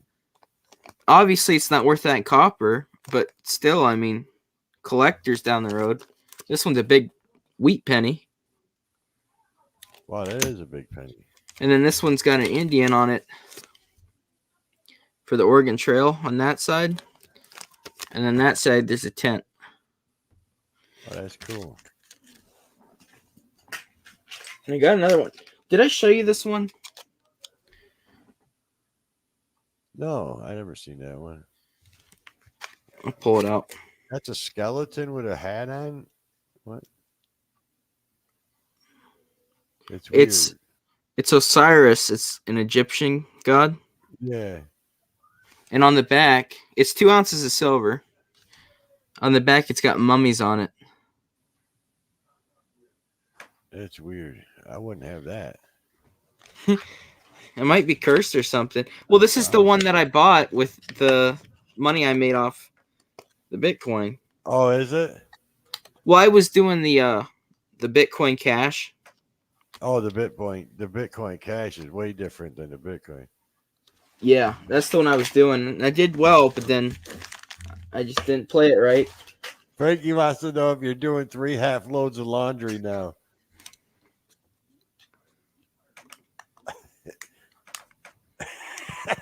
I think he's looking for his clothes for tomorrow for church.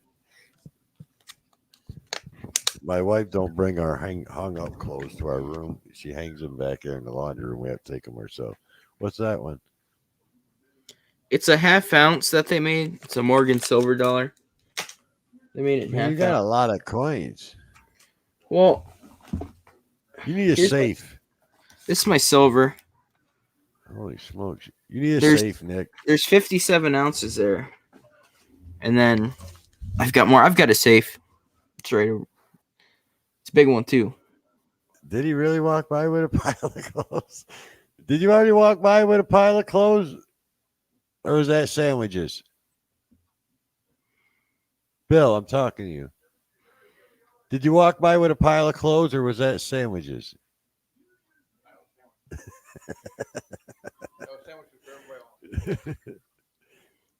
I didn't even see you walk by with the clothes. Frankie told me.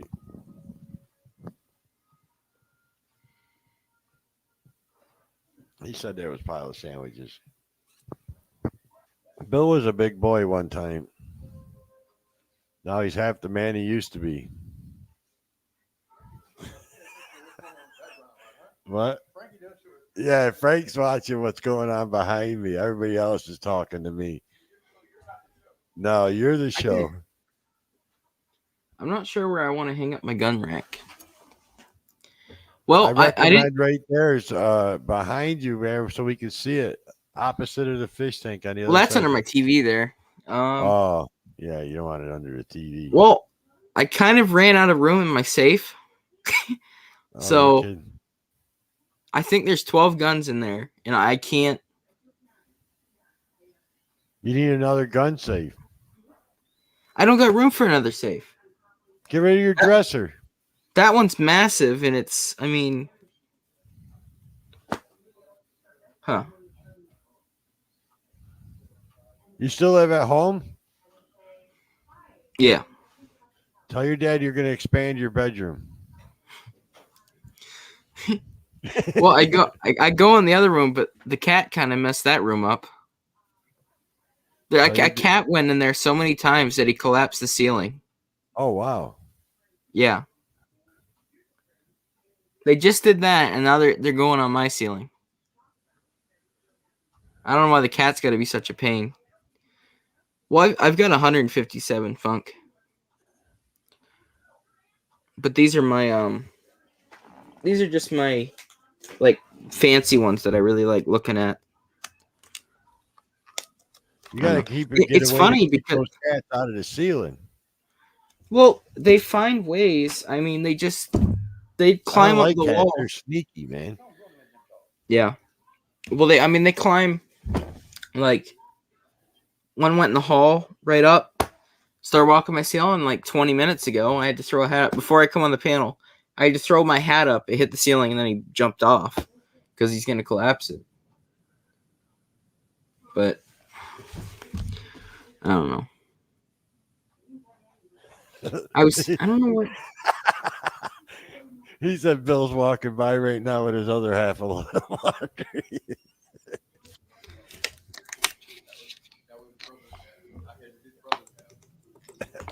Now he's saying it wasn't his laundry.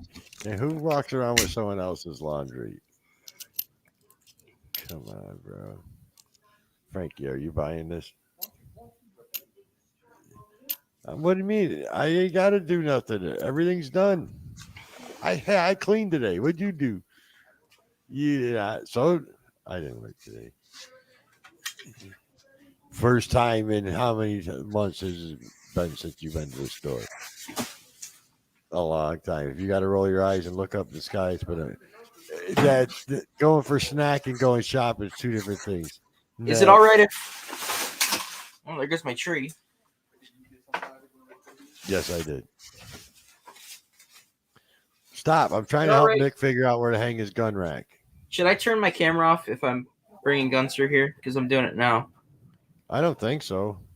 Well, everybody's old. It doesn't matter, but a lot of people don't like having them on. YouTube doesn't care. No, YouTube don't care. What do I? No. This is the rack.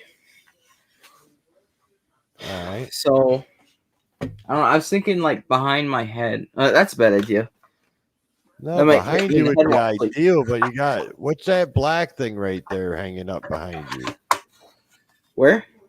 What's that black thing over there? But between your TV and the fish tank, is that a window? No, it's my record player setup. Those are my speakers.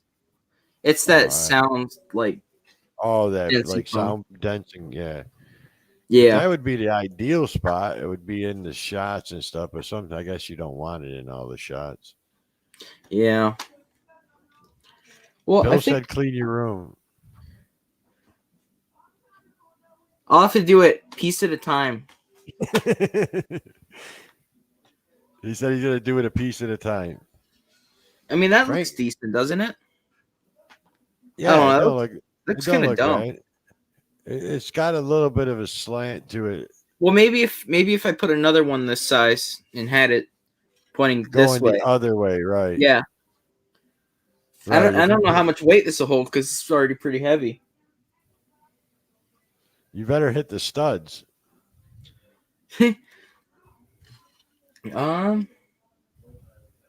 Yeah, I think it would look cool if you put the other one with the butt on the other side and the barrel going towards that butt. Yeah.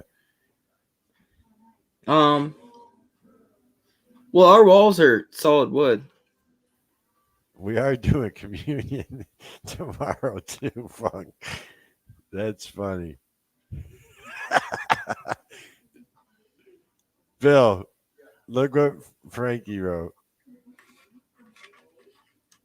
Well, if I got one that would probably look pretty cool.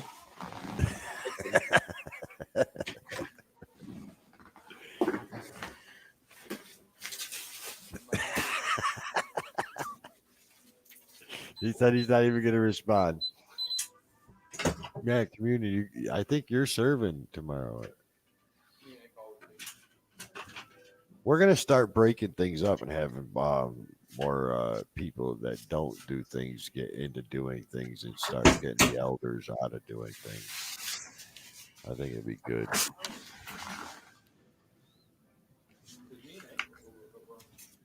I need more security people. Remember, I got all my security guards are old. I don't know if that's can't see. They can't okay, see. You're heavy. There you go. That still looks stupid. Yeah, you need another one like what's that? An AR-15? Yeah.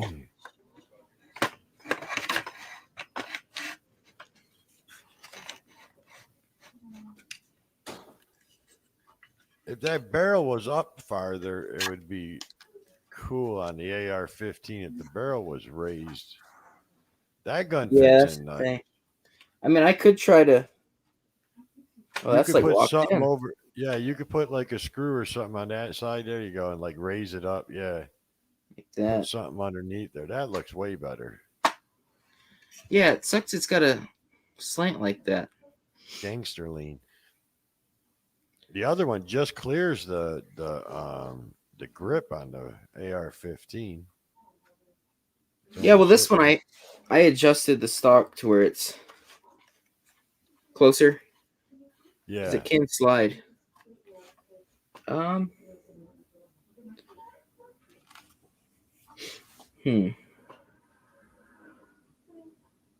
I don't know.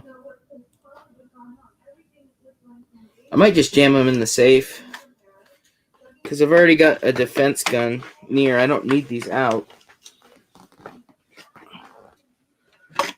JT, how you doing? Fuck, you're right. He's serving communion tomorrow, so it's going to be funny.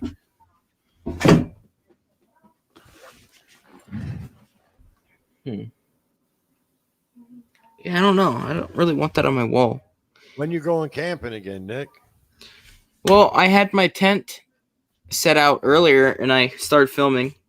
Put the tent out, put the bedroll in, had everything set up.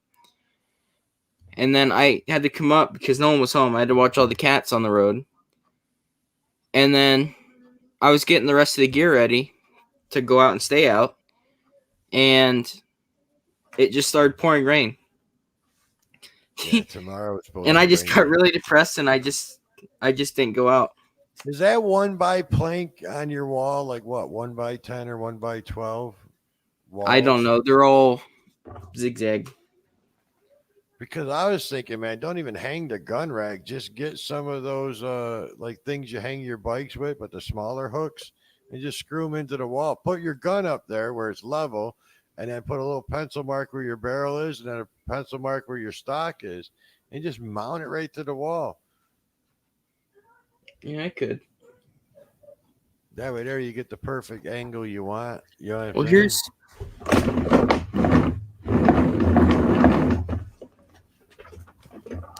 Yeah, I'm cleaning my room in a minute here.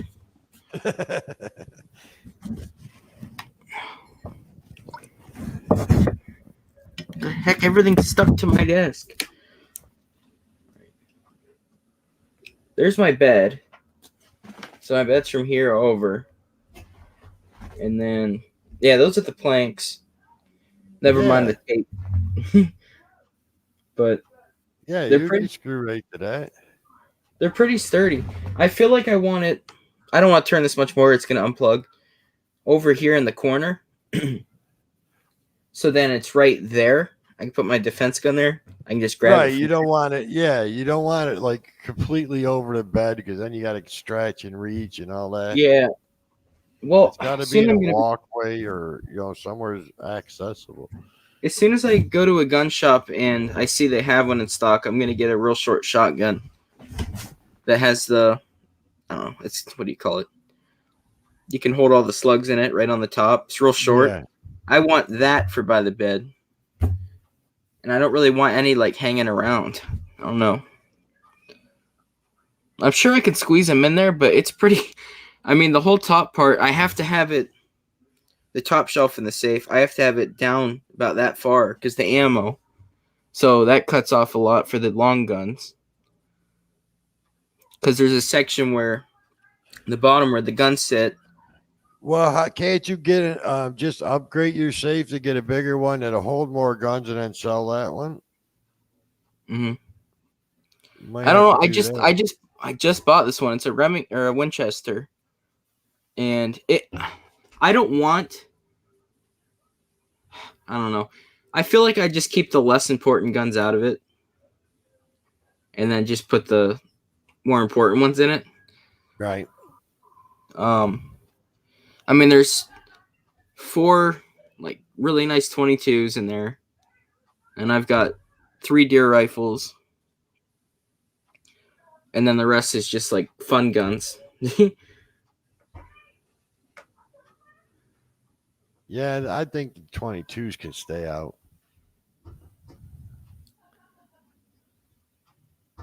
What's under the heat lamps? Well, no, my 22s they're not like, I mean, I have one in there that's. I think that's cheaper. A lizard back there, isn't it, Nick? Yeah, that's my leopard gecko. He's over 10 years old now. Wow. How big do they get? I know they get as big as their environment. So if you had them in a big tank, they'd get to full size. Yeah, well, I mean, leopard geckos are, once they get to a certain size, that's about it. He stopped at a certain size. He stopped at like that big. He just kind of stopped at that, and he's been there for years now. I mean, he eats tons of food, and that's just like the level he stayed at. So, but I've seen some. I mean, they're huge. They're so big. Assault pistols? No, it's they're about this long, and I think it was a Mossberg, and on the bottom it had a little loop that you pull through. It was really, really cool. But that one I didn't like the color. It was just black. They had one before I was gonna get, but I didn't, and it was silver. I like the silver one so much more. But I was kind of bummed out that they had a scar in there, like an actual scar, and I wanted to get it for a while. Wow! The day I went in to get it, it was gone, and it was in there for literally 2 months before that, just straight after I go in there. So I ended up getting this one. A lot of those AR-15s, they're so puny. They're like this big. Yeah. They're so puny. I just didn't like them, so I got the biggest one they had. I mean, it's the same price, but they're so small. It's wimpy. No, that would have been nice to get that siren. Yeah, well, they wanted 32 for it, but it was used, and I'm sure they would have went lower, because I mean, it was sitting there forever. But then all of a sudden, it's gone. It's gone, and it had a gold sight on it, like gold plated, and it was nice. But I don't know. It sucks. Yeah, I know you were bumming. You finally make the decision to get it, and then it's gone. I hate that. Well, they had the same thing happen. There was an AK they had, and went in to get it. I mean, they have like 20 different AKs just sitting there, like 20 different ones. And there was one I was looking at for a couple of weeks because it had like walnut wood, and it was so nice. In the stock, it was that like a really varnished metal color. It was so cool looking. I went in to get it, sold. So it's really annoying. It's really annoying.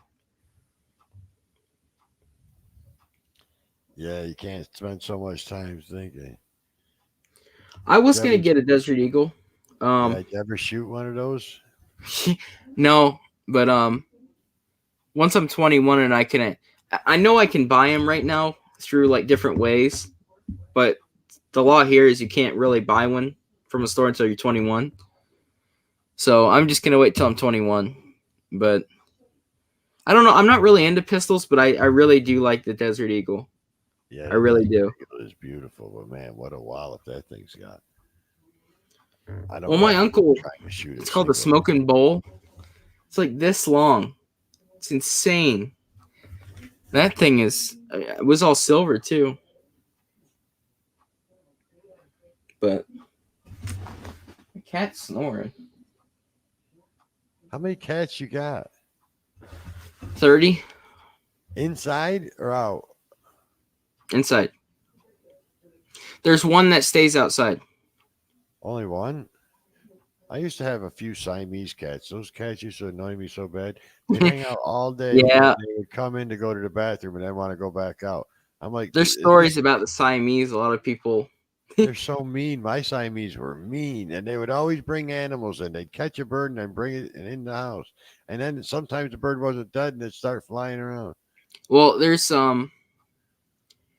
one that hunts and will bring stuff up, but she's like extremely good at it. Like really good. I don't know why. I mean, she literally brought up a full grouse.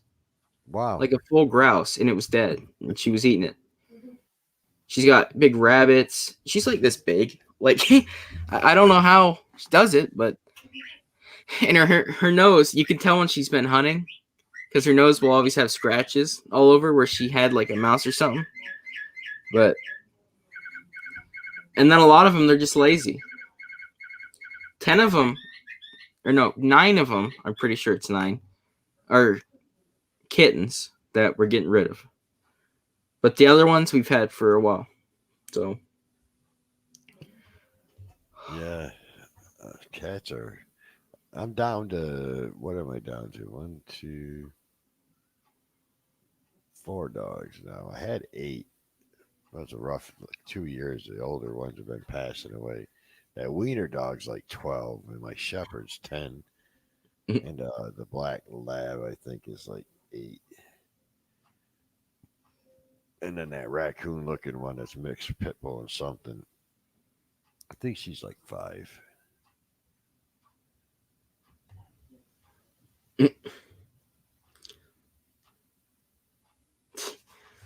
Yeah, that 50 cal snub nose. You're right. I seen that. That picture of that thing is like crazy. I always picture like if they made a super small. Obviously, it wouldn't be available to public, but if they made like a super small railgun style gun, where it could like charge up and shoot like a little railgun explosive, that would be. Wow. I know that'd take a lot of power. I'm sure down the road they'll do something that revolves around electric and a track like that. Like I don't know why they wouldn't. One guns that have the computer screen that can turn 90 degrees. It's got a 4-inch computer screen that got. Doesn't it count when you shoot? Huh? Doesn't it count when you shoot?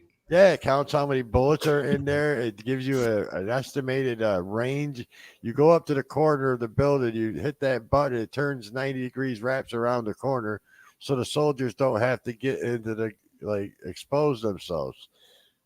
And then it's got like infrared. It all shows up on that computer screen. I'm like, wow, that's like the laziest thing I ever saw. Too many moving parts. Just gonna be bad.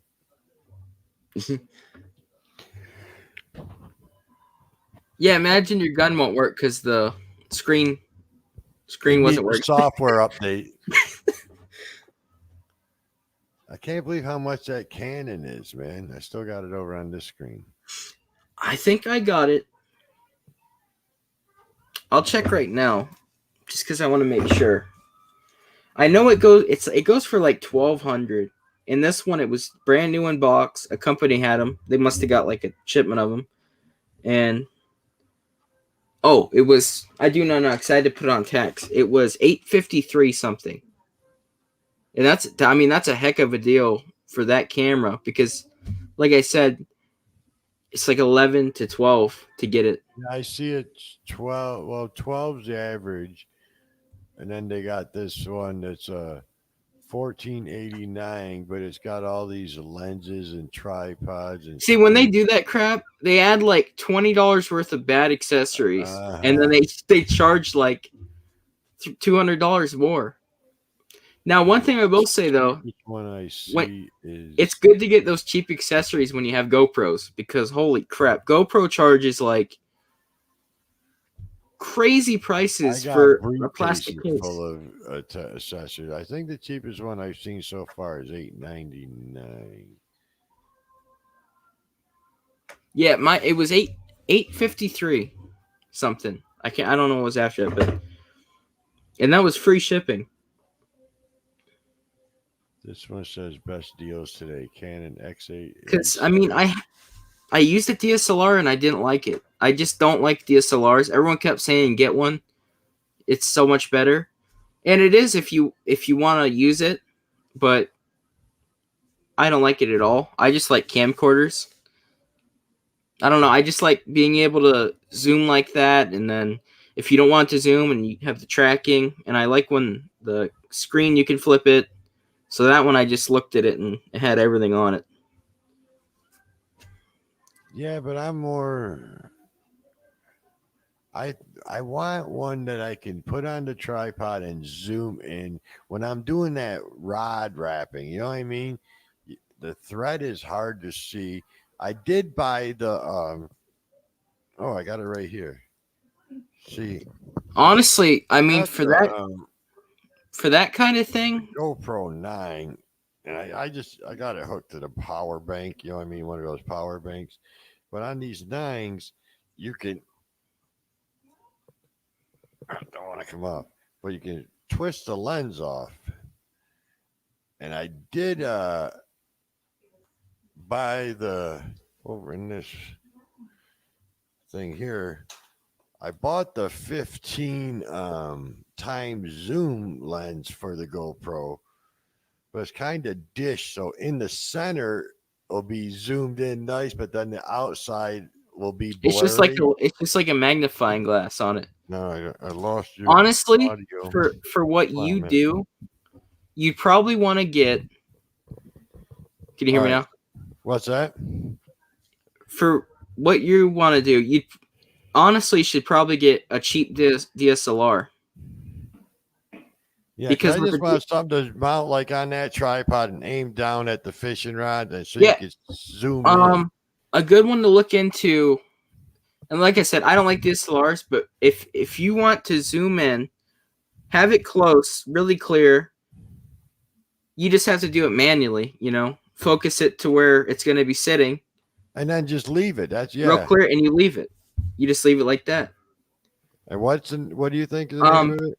One I've been seeing a lot of, and it's nice and compact. It's like that big for a DSLR. It's the M50.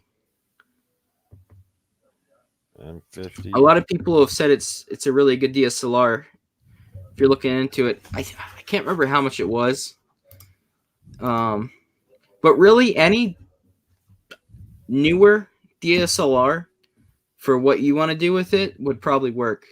And I'm talking like, I don't know, 2015 till now. Even like one of the smaller Canons. Because you want it. Canon M50 DSLR. Yeah. How much is it?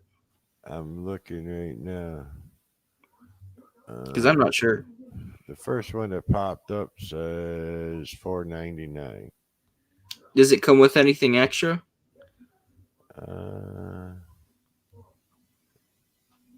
It looks like it comes with a USB, a different lens.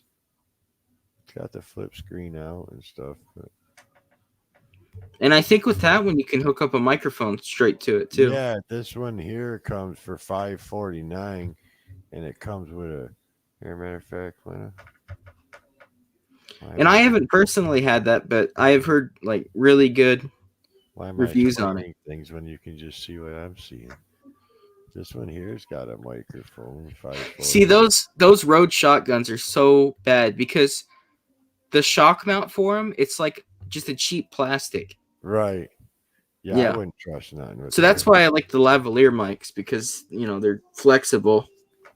This one's $549. Got all this. Yeah. Stuff. Yeah. I mean, really, you're looking at like $450. Yeah. For just a camera. That's doable. Because I'm only using it for certain things, like when I'm doing my drone repairs. I'm still trying to get that drone fixed. And it's like compared to other DSLRs, it's real small. Like the one I take like wildlife photography pictures with, it's the Canon T6, Rebel T6. Yeah. And that one's very good for that. But you just want, honestly, anything that you can manually zoom with a lens, and then you can set exactly where you want it focused. Because the autofocus on any camera is just going to keep going to right, especially when I'm spinning the rod, it's just going to keep. Yeah. You know what I'm saying? It's just going to keep in and out of focus. Whereas I'm spinning that thing, it's just going to keep blurring and trying. Yeah, and really, that's a really nice camera I've heard because it has the flip out screen. You can plug the microphone into it. Oh, and listen, it has an autofocus, I'm pretty sure. So it will autofocus if you want it to while you're like using it as a camera. So let's look at the overview. Now, I'm sure there's a lot of them if you like look up about these cameras, but that's the one I've heard the most about. It has 4K. Yeah, it says there 4K. Right, it's got 60p, 3-inch LCD touch monitor, makes it easy to frame the shot. Yeah, see right there it says compatible with EFM, EF, and EFS lenses. So you can use all those different lenses.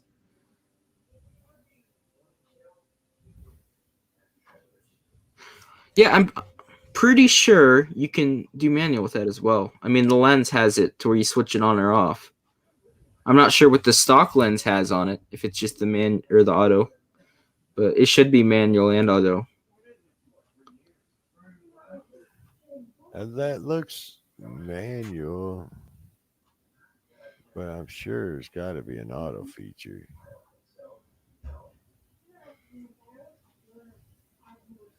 I'm surprised you didn't say it right here. They said it's great for vlogging, good at focus, and it's good for taking pictures.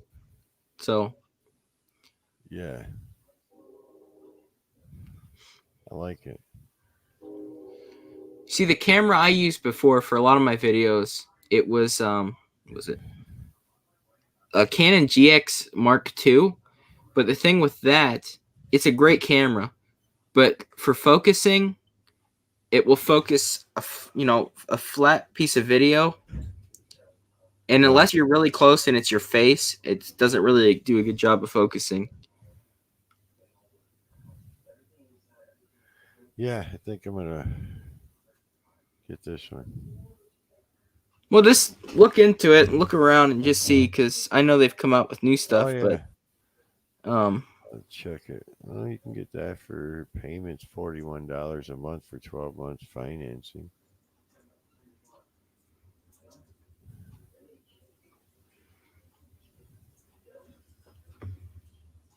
B&T USC Station 6.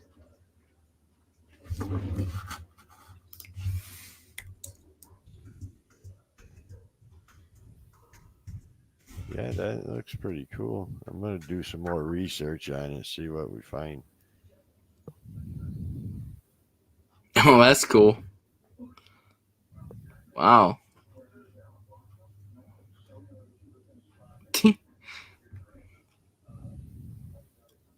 The end on it just literally just matches up with the body. It's like the same size. I'm guessing that's an actual suppressor too, isn't it? Oh yeah, this is the quietest gun. It's got to be. Because I know some of my guns that they got fake suppressors. Yeah, I got a Tech 9 that has they call it a flash suppressor. So it looks like it just hides the flash really. Well, that one he just said to look at. That one has this really nice suppressor on it. You can get a machine gun and suppressors. I mean, it's like $200 for the permit, and then you got to be able to open your safe once a year if they show up to prove that you still own it. They're actually just passed the state senate. Now it's going to the state house, where you don't have to have a concealed weapon permit to carry concealed, because you're already allowed to open carry and carry in your vehicle. Yeah. So now they're trying to just make it so everybody can carry concealed too if they want. But the cops here, I mean, anytime you're walking up to a car, you know that there's a gun in the car. It's not, it's not, oh, I wonder. It's everybody's armed. Like a modern World War II gun. Well, the suppressor, it literally, it's like the same diameter as the pistol, but you could tell it's an oppressor or suppressor. Oh, that's a thin suppressor. Yeah. We made a couple in Metal Shop. We made the outside shells. He wouldn't let us make the inside shells because it was a... Here's my gold from gold panning so far. That's all? That's like $40. That was just that one bag or a couple bags? Oh, that's a couple of bags. But I might pan. If I do pan tomorrow, which one should I do? The half gram guaranteed pay dirt or the full gram? I would go with the smallest and keep working your way up. You know what I'm saying? Well, I mean, the half, that's 2.5 times more than what was in that last one. So that'd still be a lot of gold. Yeah. And then that's go up even bigger on that one, because if you go up big and then go back down, it's, you know what I mean? Well, the best thing about these two, well, the one with the half gram in it, it says guaranteed at least half gram, and it could have more added in, like they do extra ones. Right. But the other one for the full gram, and like 1 out of 25 bags, it says you'll put in a full another gram, like just kind of put it in for like a jackpot kind of thing. But I couldn't see myself getting that.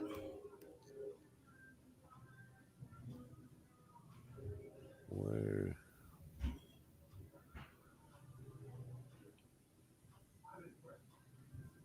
right, I'm trying to find that.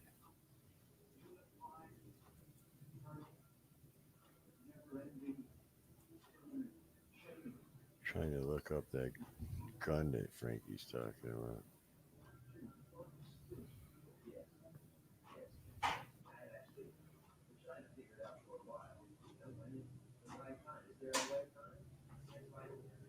Oh, that looks like one of those assassin guns like the Germans used. Wait, what time is it? How was it midnight? It's 11:12 here. It's midnight there. Yep. What the heck?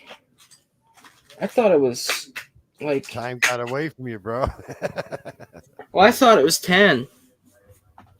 Like I'd done all kinds of stuff. I put a game on, didn't like it. Put YouTube on, didn't like it. Was gonna camp, that got ruined. I don't know. I was just gonna go to bed, but now it's midnight, so it's getting close to when I go to bed anyway. So it'd be more reasonable. I do want a crappie fish tomorrow, though. Well, today. I want to fish too. Tomorrow's church. Well, I think they'll be hitting tomorrow because it's been cold.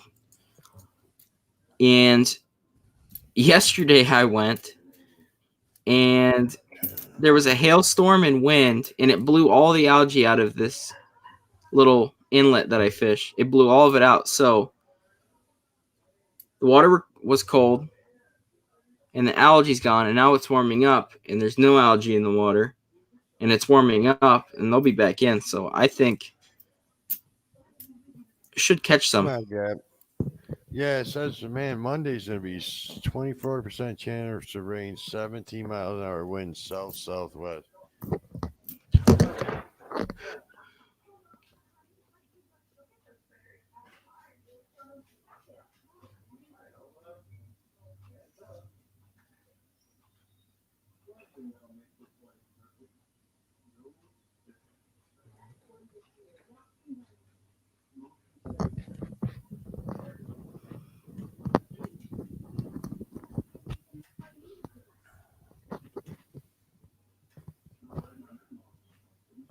Yeah, my weather ain't looking good around here.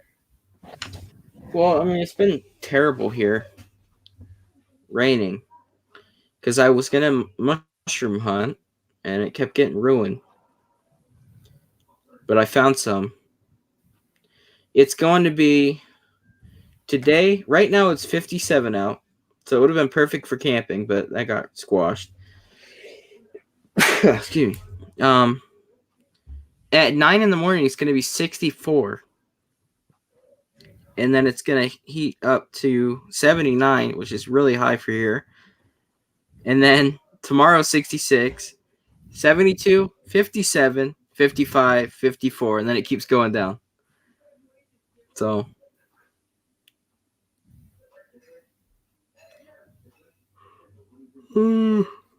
Yeah, these winds, man. I don't like these winds. This day's like the best wind day, but it's 78 thunderstorms. So Thursday's looking like the best day for me. But that's in the hometown. That ain't in St. Yeah, I better check the winds too. That's what I have to worry about, being in the boat. Ours is never right until like 2 hours before. Like it just doesn't know. Like right now where I'm fishing, where I fish, it's 20 miles an hour right now. Wednesday's 9 miles. See, the winds are way different at my house than where I fish. Look at that. So it looks like I'm going to have to just bite the bullet and take out the wind. I mean, here's what they've been catching here at our lake. Let me see. Wow. Let me let this Crappie, perch, bluegill.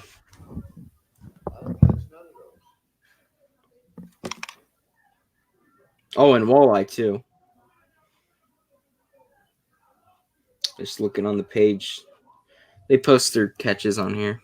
These are from boats, obviously, but the inlets get some too.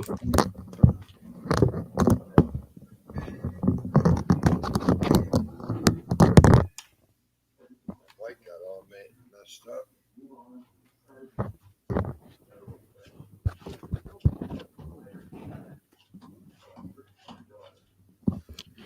All right.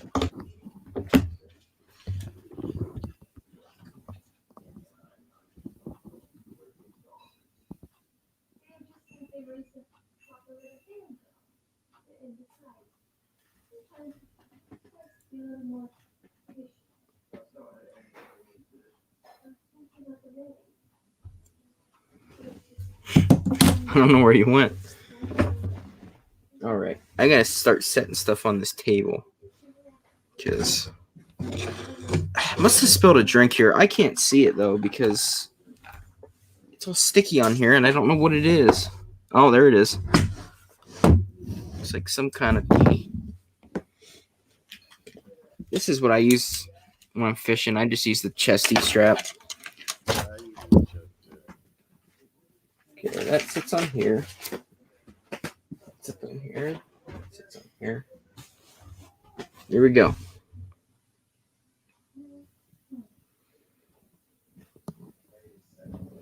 Sandworms? Yeah, it's well here they catch a super small perch, cut it in half, and then throw it out. Yeah. That's what they do here too. They catch something small, cut it up. I can barely hear you. Oh, that's because I forgot to put my mic back there. There we go. Yeah, they just if we catch something small they just cut it up, throw it on the hook, and send it out. Yeah, I didn't think you could do that here, but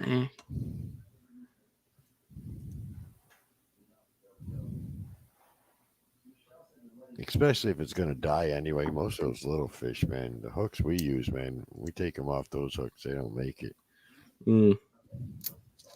Yeah, well, the perch, if you don't set the hook right away, they immediately swallow it. Yeah. I mean, you got to set it right then. Why am I full screen? I don't know. I forgot I put you up like that. No, Punk, I'm here. Kyle, how you doing, bud? What's up, Right? How about you come up, Right? I go get a glass of tea. I know. I mean, I found out I'm 50% English, so now I get to drink a lot more tea. Iced tea or regular tea? Tea. With the tea bag and the hot water? Yeah. Wow, you're going fancy. Yeah, I'm gonna have to now, huh? Well, I don't know where it come from. I read it on a stream, I think last night. But I did the ancestry thing. I knew I was half English, but now it's confirmed.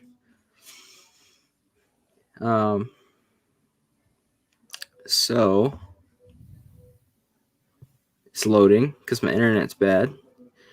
I'm 49% English, 26% German, 10% Wales, 8% Irish, 6% Scottish, and 1% Russian. What?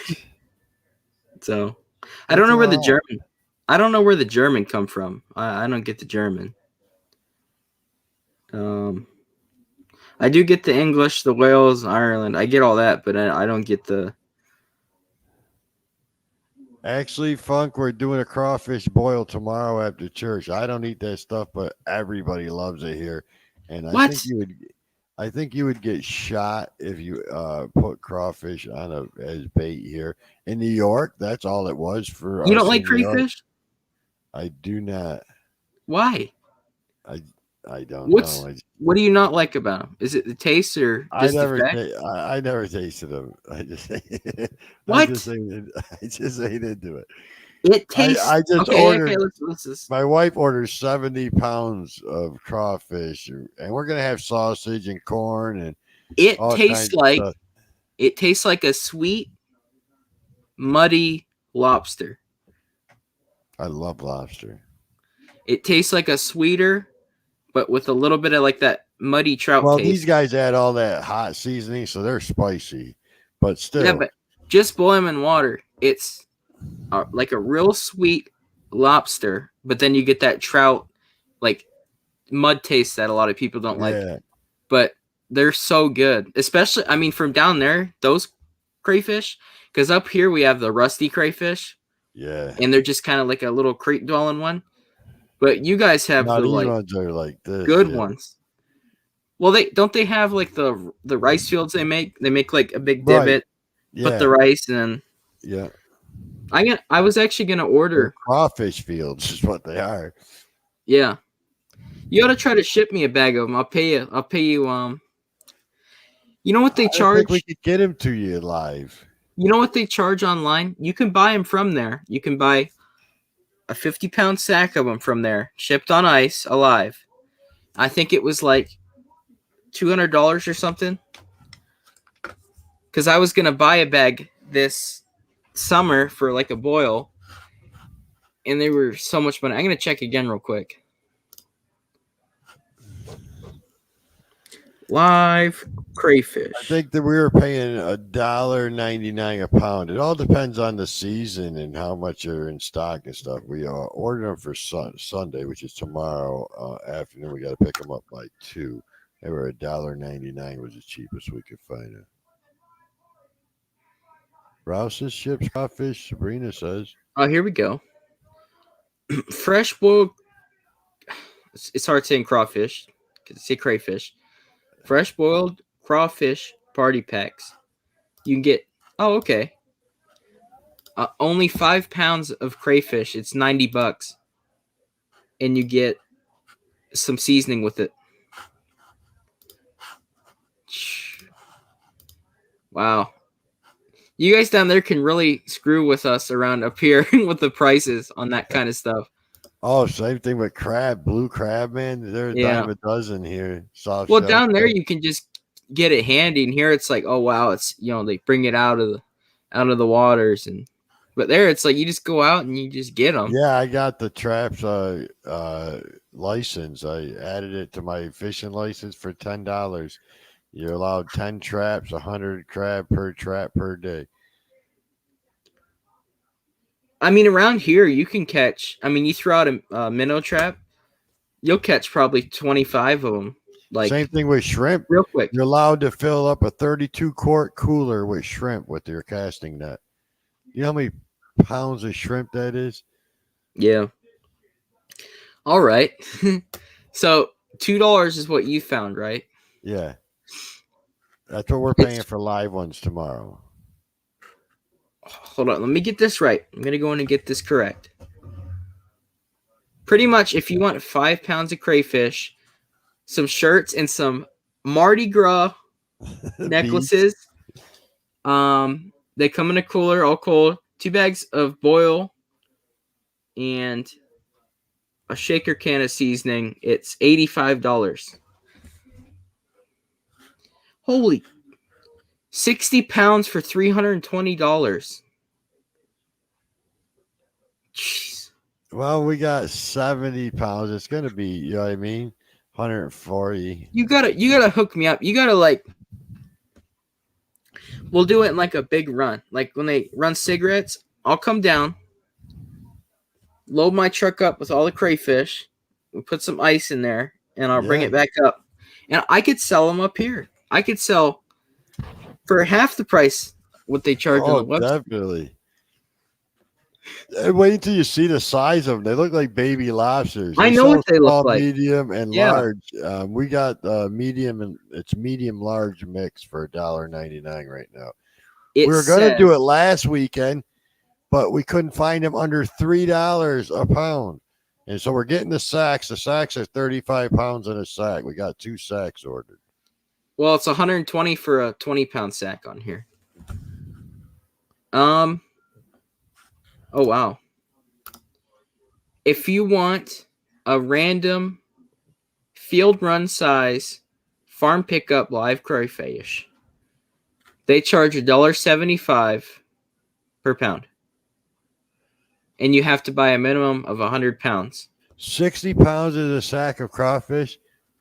Well, then, where we ordered it from, he said this the crawfish were 35 pounds in the sack. That's why we ordered 2 sacks.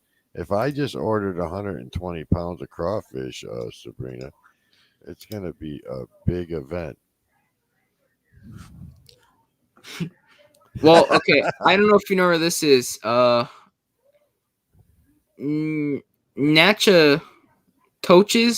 Natchitoches? I forget how to say it. It's weird. It's not Nakatoki? how it's spelled. Yeah. Nahatois? No, everything's different. I know what you're talking about. Nassages or something like that. It's Well, called. If you want it from there, you have to buy a minimum of 100 pounds at $1.75 a pound. See, if they want $3 a pound, you could get 100 pounds of them and I don't know, deep freeze them or something. No. Yeah, Sabrina, spelling it ain't helping us say it, hon. Natchadosha? Nicholas is going to do a Smokey and Bandit 3. Yeah, remember that? Run the crawfish from down there to up there. But he was going for beer and steak. Right. Nick, look up Rouse's grocery store. They deliver, Sabrina says. Rouse? Yeah. I'm in Pennsylvania too, don't forget. But they'll deliver from here. Oh, okay. How far will they deliver? That's the question we're about to find out. Do they deliver by horse? I want like a real old Louisiana, like there's still a couple guys that make the candy in New Orleans that go around with the horse and buggy, selling the handmade candy and stuff. They still have all those. Local. Yeah. Hey, fish in Louisiana. Did you see my bear? I did see your bear on Wednesday. The one that got smacked in the butt with the crate. Yeah.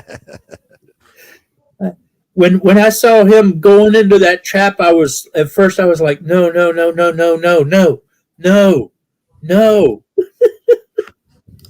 All right.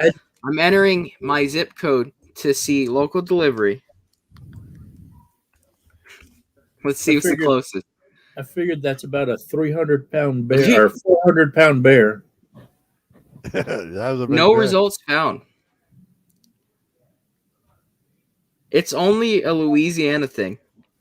It's only Louisiana. I tried finding if you could find somewhere down there that ships them, something local, I definitely get them from there. But man, I'm lagging bad. You guys are froze up for me, and I'm like. You can also get frozen, cooked, and already peeled crawfish. Hey Heather. Who are you saying, oh goat?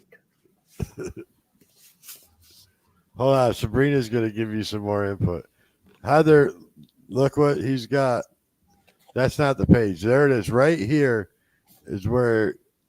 What am I missing right there? He's missing What's a that 1937 that I have. 3-legged nickel. Something that I got. You got a 3-legged dog, not a buffalo. Maybe not. I got a 3-legged coyote running around Heather, you here. stole the one that's right there. The one that's missing. You stole it.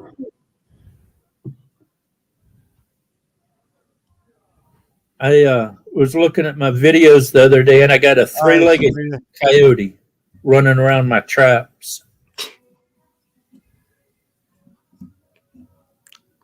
Go for it, Sabrina. What is okay, listen. What does it say right there? What's that say in gold? Buffalo Nicholas. Buffalo Nicholas, exactly. Look at that. A 3-legged coyote. Yeah, sure is. That's probably because his other leg's still in your trap. I wish. What's missing on this one? There it is. I almost got a weasel though today. I was helping a guy set up a zip line, and I look over and I see this weasel running by. I'm like, "Hang on, guys!" Bah, bah, bah, bah, bah, bah. Oh, I was fishing. And now keep in mind, weasels aren't too well known here, like a short-tailed weasel. And I was fishing. I heard something in the leaves behind me. I had my GoPro on. It wasn't turned on, but I turned it on when I looked over and seen it. I heard leaves rustling behind me. I thought it was just a squirrel because they're always loud. I turn around, and it's this little weasel, and it has a mole in its mouth. So I click my GoPro. It turns on. I catch him. He disappears. It wasn't on camera. He was behind a tree. He come back around for a second on film, and he's sitting there. You can see him. I'll zoom in when I do the video. But he's just doing this at me, just staring at me, bopping his head. He flew towards me and then flew back and then ran in the tree. Wow. That's my favorite animal, too. Like, I was having a terrible time fishing, and I seen a weasel. I unloaded a 22 mag today trying to shoot that weasel. It said there's so many stories of, like, weasels just hopping on, like, someone's sitting turkey hunting. They'll just hop on the barrel and stuff, mess with them. See, if something did like that to me, it would be the last time it ever did that. Cajun crawfish delivery. No. Do you want your snackies? Snackies. Is that one that's Bayou? Bayou, get it? 60-pound live crawfish, mud bugs for mom special. Mud $319. There you go. Get that for tomorrow. Man, they really pushed the whole Cajun thing, huh? Oh, yeah. Listen, some of these guys on the river, man, when you're loading her up, or in the bayou when you're loading up your boat getting gas, I can't understand half of them. They got such... Well, that's my best friend. It's not his great. I think it's actually his grandpa. He's down there. No, it's his great uncle. It is his great uncle. I guess he's like really, really with that slang. Like you don't know what they're saying. And the only thing he said he understands him saying half the time, because I guess he has like no teeth. He'll say, "Are you eating good or are you eating a lot?" That's like all he understands him saying. Look, some of those people down there that are. Look here, Nick. La crawfish. Right here it says. Are you kidding me? Price includes overnight delivery to your door. During checkout, standard overnight for delivery by the end of the day. Priority overnight for by noon. But how far will they ship? We are unable to fish live crawfish to Hawaii, Washington, Michigan, Illinois, Wisconsin, Pennsylvania. I know why that is. Because they're so paranoid now because the rusty crayfish is taking over. But do you see Ohio there? No, I don't see Ohio. I'm 10 minutes from the Ohio border, and I've got a friend that lives right over the line. There you go. So I'd be illegally bringing crayfish over. But buying, what Sabrina just said, order, they're already cooked, peeled crawfish. See, the best part is peeling them and sucking the heads. I've had them before like that, and they're just not the same. You got to be able to suck the heads. I don't do none of that. I eat all Richard's the sausage. pretty good eating crayfish. I throw the shrimp in there, and I eat the shrimp. Everybody else eats all that crawfish. Why though? You gotta try them. They're good, especially if they're putting like 600 peppers in with them. No, I do the I like the crawfish queso and stuff like that in the restaurants and stuff like that, but I ain't peeling that. I gotta go see if my food is ready. I'll be right back. What are you having? Y'all can look at that. I don't want to look at that. I told you they have They have a crawfish washer. Why do you need to wash them? Oh, because they. Them. Well, no, you gotta purge them. I use a little kid swimming pool, one of those little tiny ones. You put them in there with fresh water. Is it like what they do with turtles? Yeah, because they're full of dirt, sand. So you leave them in there, and then I drain it and then rinse them out again, and it all falls out of them. I'm getting a thing of tea. Can I get a spot of tea? Hold up. Hi there, nutty people. Jeremy. James. I thought that was Jeremy. How you doing, Very James? dirty. That's how I like them. That sounded really bad. I agree with you. That's the way I like them. I ain't eating I'm not that. lying.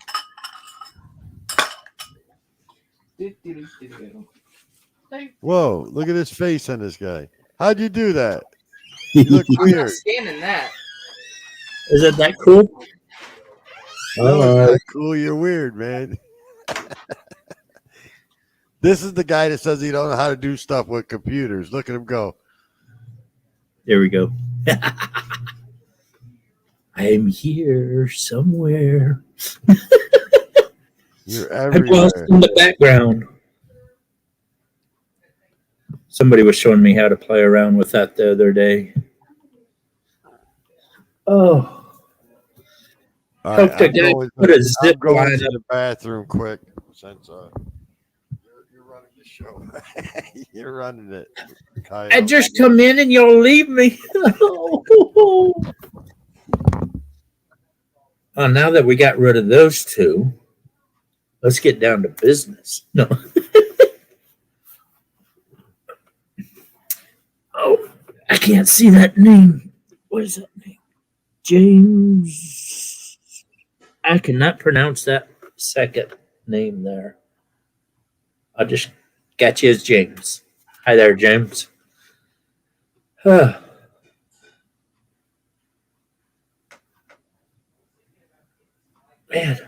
it's bad when you come in and everybody leaves. I don't know what we were talking about other than crawfish.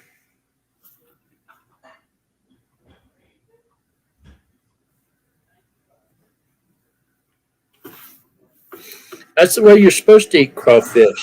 You boil them, put them out on the plate, you pop them apart, you suck the heads, you throw it away, and you eat the tail. That's the proper way for eating crawfish. And I'm a Southern boy, and I know that stuff. But I hurt my back tonight, guys. I hope somebody put up a zip line for their kid, and he was about to kill himself doing it because he was going to use the tractor to put tension on it. So I had to pull out my come along and do it that way instead. Oh, gosh. Crawfish have a very unique flavor. They are stronger, meatier than lobsters. It is more suitable. I can't say that word less than with a shrimp, and is sometimes desired as a combination of shrimp and crab. Yep. Oh. Crawfish, you either like them or you don't.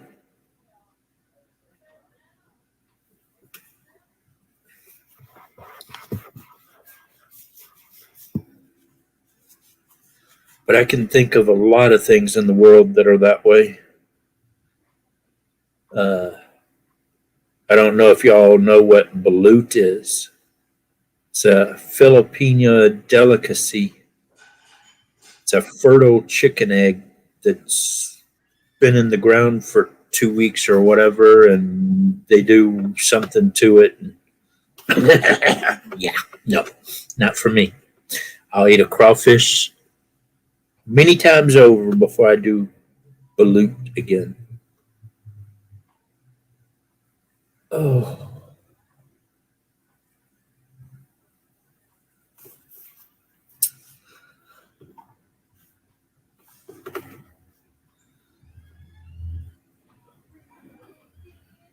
I'm about to put some beaver meat on the smoker and have some beaver meat here soon. If I quit wearing myself out before I get home. I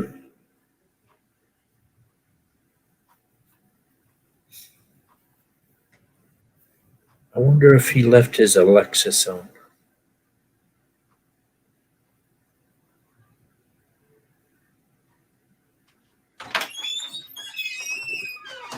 Alexa, order a pizza. Never mind. I was about to say, Alexa, order a male whore. I trust you guys don't do anything crazy with it. Richard's the one I'm a little nervous with. Well, if I'd thought about it sooner, I was on order you a friend. That'd be something I need. That would have been funny. Some guy knocks on the door. Yeah, you ordered a male whore? Damn it, Coyote. I left my Lexus on again. Sorry about that. In about a week, I get a bill for $2,000 and like 600 pounds of crayfish. What all did you ask it for pizza? Yeah, I just thought about it as you were coming through the door, and I was like, Alexa, order a pizza. Never mind. It's if you tell it to turn the lights different color, it'll do it. Alexa, turn on its vibrator.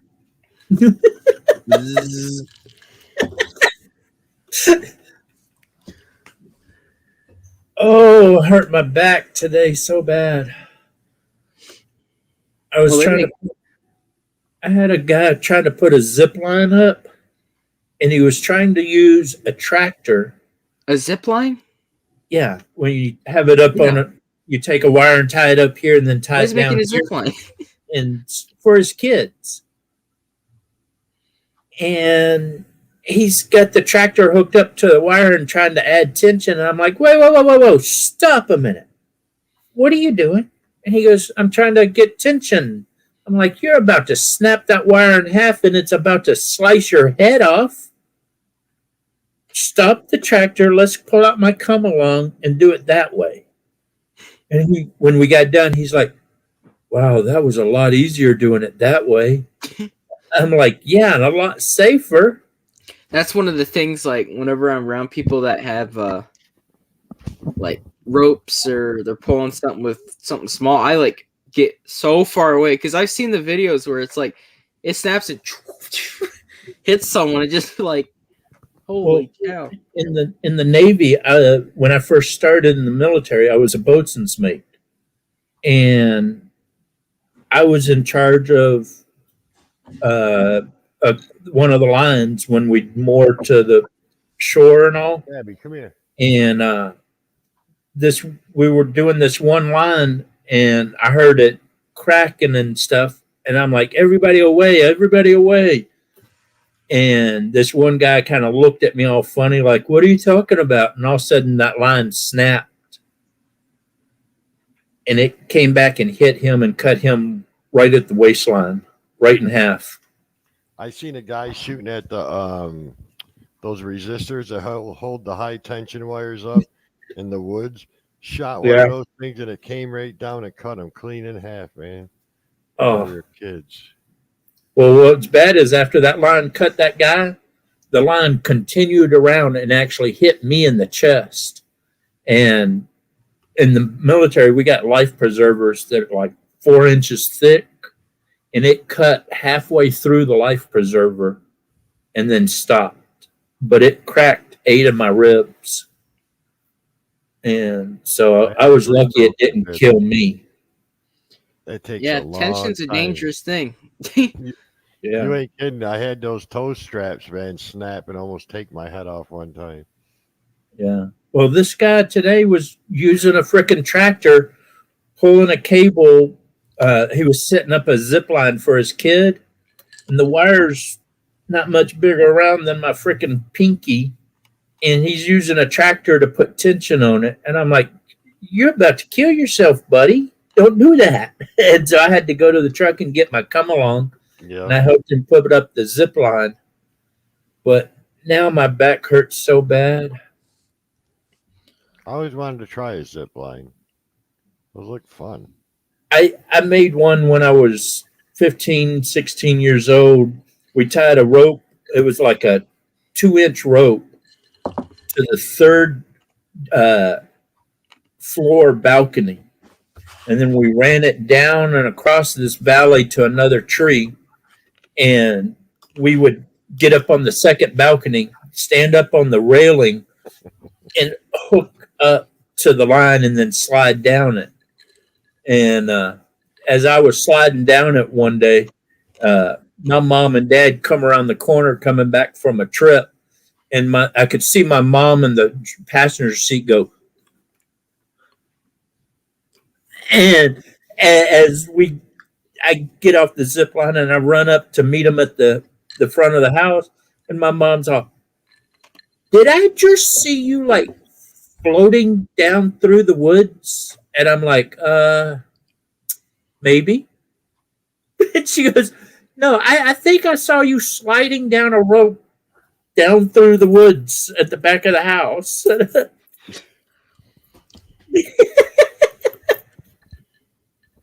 I love that. You're supposed to tell that to Rattletrap. Mm-hmm. Rattletrap gets mad when he hears about people eating bass. Oh my god. Have you seen on Facebook? She keeps putting about Jackie and Glenda. Every time I see it, I start laughing. Because every time I go on, she has something about Jackie and Glenda. Just like, what did they do? Who's Jackie and Glenda? They're the lesbians that are supposedly chasing Rattletrap or Curtis. It makes such a good and Curtis doesn't want anything to do with them. And he gets mad every time she says that. When I was a young kid, she put their address on Facebook. Whoa. I went on, she had the address on. I was like, what? That can be dangerous. And she put another one. It was she said they had HIV or something. I had one when I was 17. These lesbians that lived down the road were kept asking me. They wanted to have a baby, and they were like, "You can sleep with either one of us." But boy, they were like big trucker-looking girls. I was like, "No, thank you." I have woken up beside somebody that I would have chewed my arm off to get away from. Never want to do that again. Mm-hmm. I learned real quick, never get drunk and go out into a town that you've never been in. I woke up one time drunk. I had to call. I was like, didn't know where I was. I was in a hotel. I was like, what the heck? And I was like 30 miles away from my truck. I don't even know how I got there. I was going to be late. I didn't know how I was even going to get to work. I'll always be waking up by myself, so I don't got to worry about it. I think we were in we weren't in Thailand. We weren't in the Philippines. I think we were in Korea. We were either Korea or Hong Kong. No, it wasn't Hong Kong. I think it was Korea. I got drunk and I don't remember what happened that night. And the next day I woke up and it was like, oh shit, what have I done? I grabbed my stuff. I went running down the road, butt ass naked. I had 2 beers and my clothes. I saw a cab and I waved him down. I jumped in and I said, get me to the ship immediately.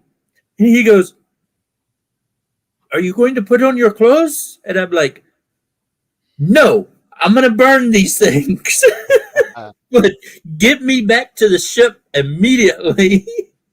And I was trying to come back on the ship. And they're like, where are your clothes? And I'm like, I'm throwing them away right here. Wow. Yeah, well, I never got that drunk again. Did you ever get beat with that thing called, what was that, the shillelagh when you went across the equator? Oh, yeah. What's that, a fire hose that they tape together? Yeah. Well, they take about 2 weeks, 3 weeks before we go across the equator, they'll take fire hoses and cut them up in 2-3 foot sections. And then you drag it behind the ship in the salt water, and they get really hard.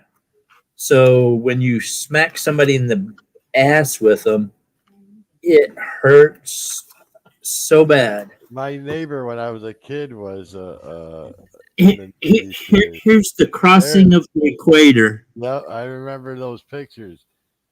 He was this one right here. This one and this one, that was the beauty contest the night before. And then this is the royal baby. He'd put whipped cream on his belly, and we had to get a cherry out of his belly button. That was the beauty contest night there. The guy in the blue right here, he's the one that won. And so, but when you wake up, you put your dungarees on first, inside out. Then you put your underwear on.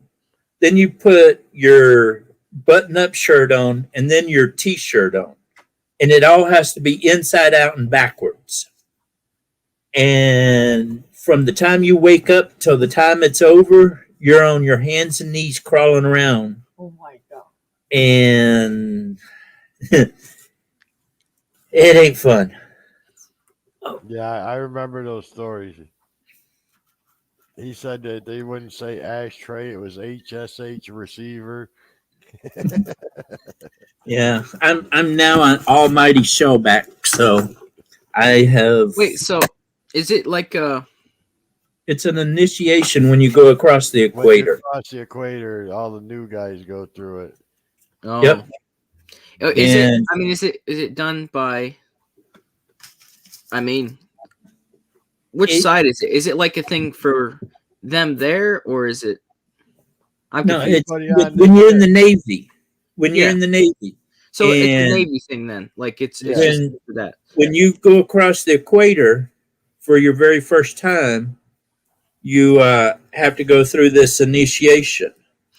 And I didn't know if it was for like a country, if it was just something that's like it's just a Navy that they do thing. just for fun. Yeah, it's just a Navy thing. Actually, they quit letting anybody do it anymore because the Democrats cried about it, and so. But see, I got my Almighty Shellback card, and so. Been there, done that.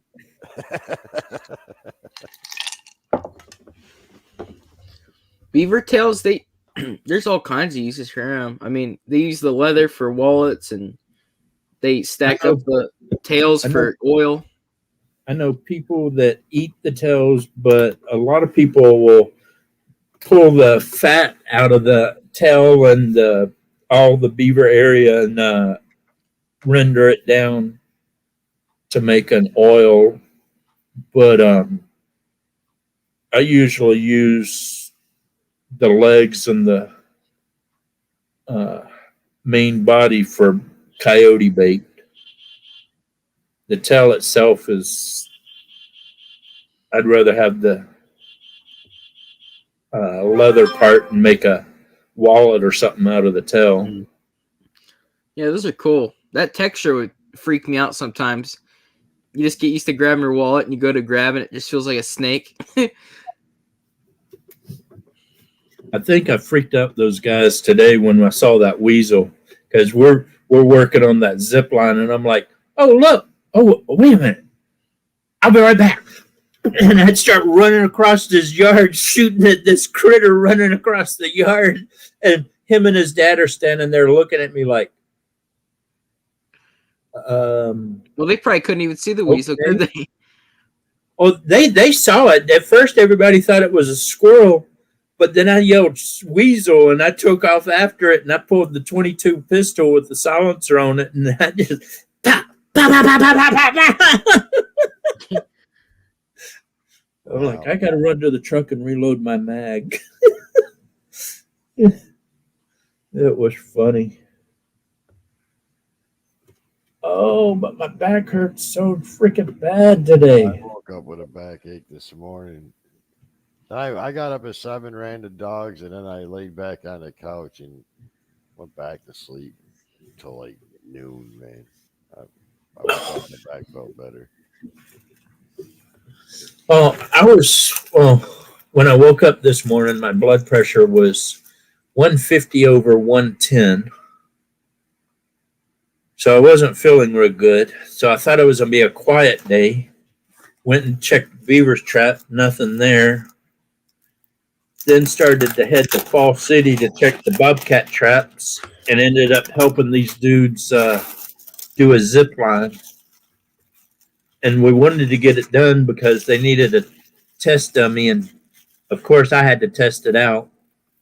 It was fun, too. I'm all, whee! Across the rope. And they're like, that's for the kids. And I'm like, well, if a 200-pound man can slide on it, your 5-year-old can slide on it. And so, but yeah, now I've never been on one. Oh, if they're made right and in a good spot, they can be real fun. But if you don't put them up right or enough tension on them or whatever, you can hurt yourself on them. The one that I did when I was real young, he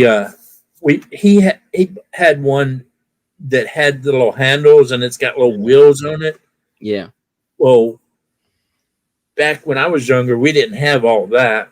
I had a harness that we used for rappelling, and then we'd hook a couple carabiners together and then just clip onto the line, and then you're just gone. And what's bad is you're standing on the second floor of a balcony up on the handrail, and you got to jump about 4 inches and clip on. And if you miss, then you're kind of screwed. But if you get hooked in, then you go on down the rope. And I got to the end of the rope and I couldn't get myself off of it. So the guy sent his girlfriend down and she ran over my arm right here. And the carabiner ran up on my arm and like pinched it right there. And I was in between the carabiner and the rope. And luckily it didn't bleed or anything because it kind of singed it all up as it cut into me. But that was the only injury I got from them. But I seen the ones with those handles and they had brakes on it. Yeah, they got this fancy ones now. This one, he had gotten it has the handles, but no brake or anything on it. But it has a rope that comes down, and there's like a little seat thing on it. And I couldn't ever get that seat under me good enough, and I had to hold on to that rope as tight as I could. And finally, the last time I slid on it today, I got onto the seat, but when I got down to the bottom, I just hit the ground and just slid across the ground. And I'm like, do on my butt. I'm like, oh, we might need to tighten it up some more.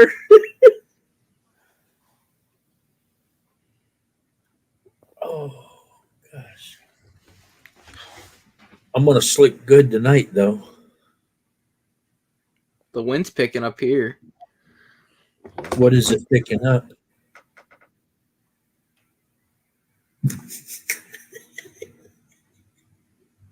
No answer.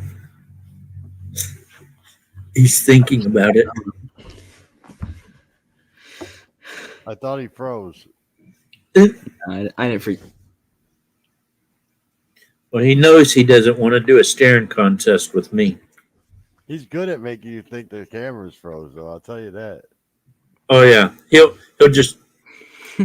It's like, wait a minute. He's gotten me a few times. I either look for the cat. I either look for the cat in the background or for something moving, and I'm like, no, it's not frozen. Something else is moving. So I normally just stop talking, wait for him to unfreeze, and then I just start talking again. Well, sometimes you just randomly shake, and it just like you can't hide that.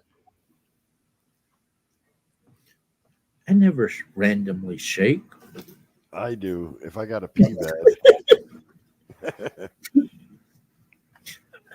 I don't shake at all.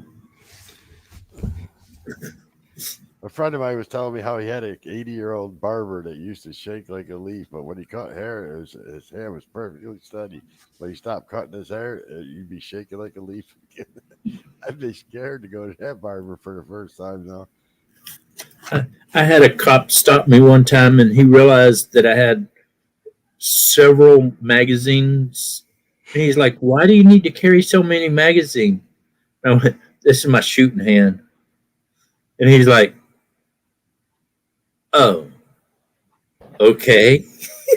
I watched a video a couple of days ago. One of the guys posted that the Coast Guard boarded his boat. They asked him if there was anything on there that wasn't supposed to be. He said, "Nope, just you." I was laughing. Sounds like something I would say. He posted it on his YouTube channel. I was laughing.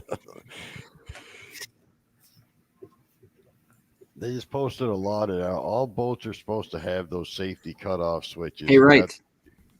To your arm.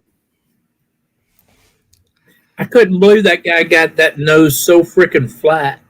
I was like, God. You saw that the other day, didn't you? Fish in Louisiana. No. I was watching some video, and this guy takes his nose and does like what he just did, and his nose is just perfectly flat. It's like he shoved the bone up in his nose or head or something. I was like, what? So I sent a picture of it to Nicholas and said, challenge for you, Nick. And so he sent me a video. All right, Nicholas. Let's see you do that. Wow. Look at that. It's like a pancake. What the hell? Man, how'd he do that? I don't know. He might not have all the cartilage back there too. It might just be more open. You just I was just like, I don't know. I couldn't do that. No, I couldn't either. I freaking. All right, so guys, it's 3:00, or not 3:00. It is 12:00. Been on for 3 hours or so up here. But I gotta get going. I gotta finish uploading this video that I did to YouTube. I still got a rod in there I'm working on, and I'm tired.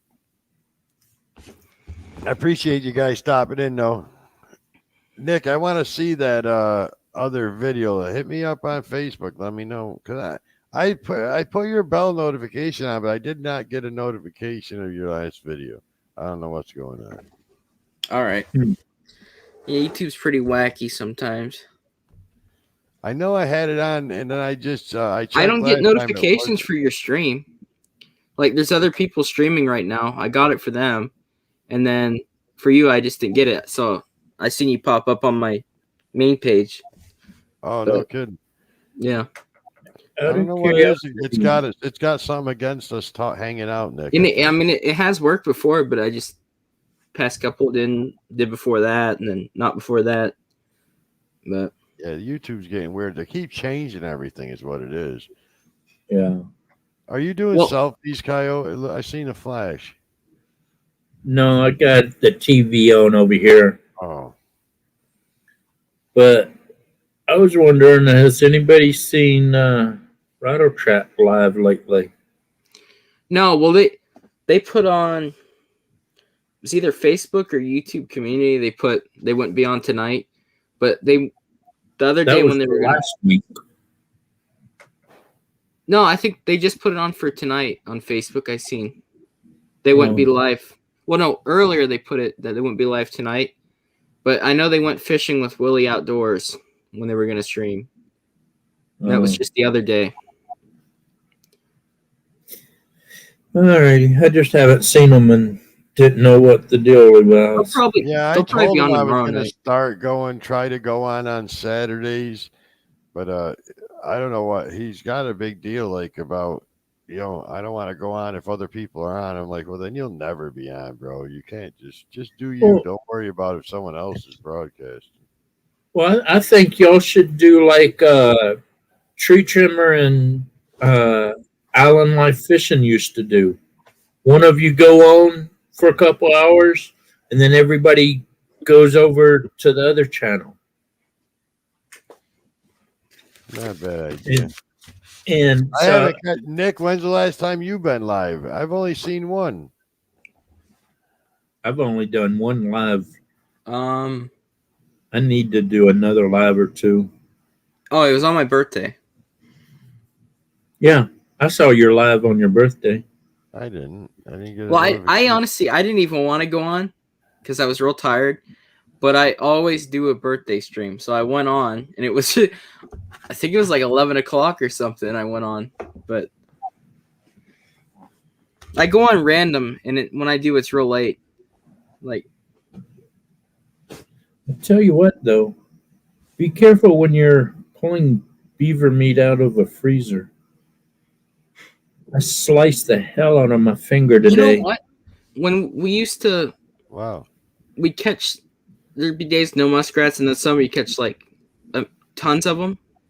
So we'd put them in the freezer for a night or something, and their claws after they're in there because they don't move. They freeze just like that. Yeah, you pull it out, it goes right in your hand. Yeah, I grabbed one time, and I grabbed him like that, and I didn't feel it, and I went to put it down, and as I let it go, I realized his nails was in the palm of my hand, and he just ripped right down the side of my hand. I was like, even dead, you got me? You little fucker. They hurt. I mean, the mink are fine. They don't hurt. But when those muskrat claws, they freeze like that, it's hurts so bad. Wow. I never would have thought of that. Well, all right, guys, I'm going to end this one, and I'll catch you next week. Yep. Y'all have a good one. You too, brother.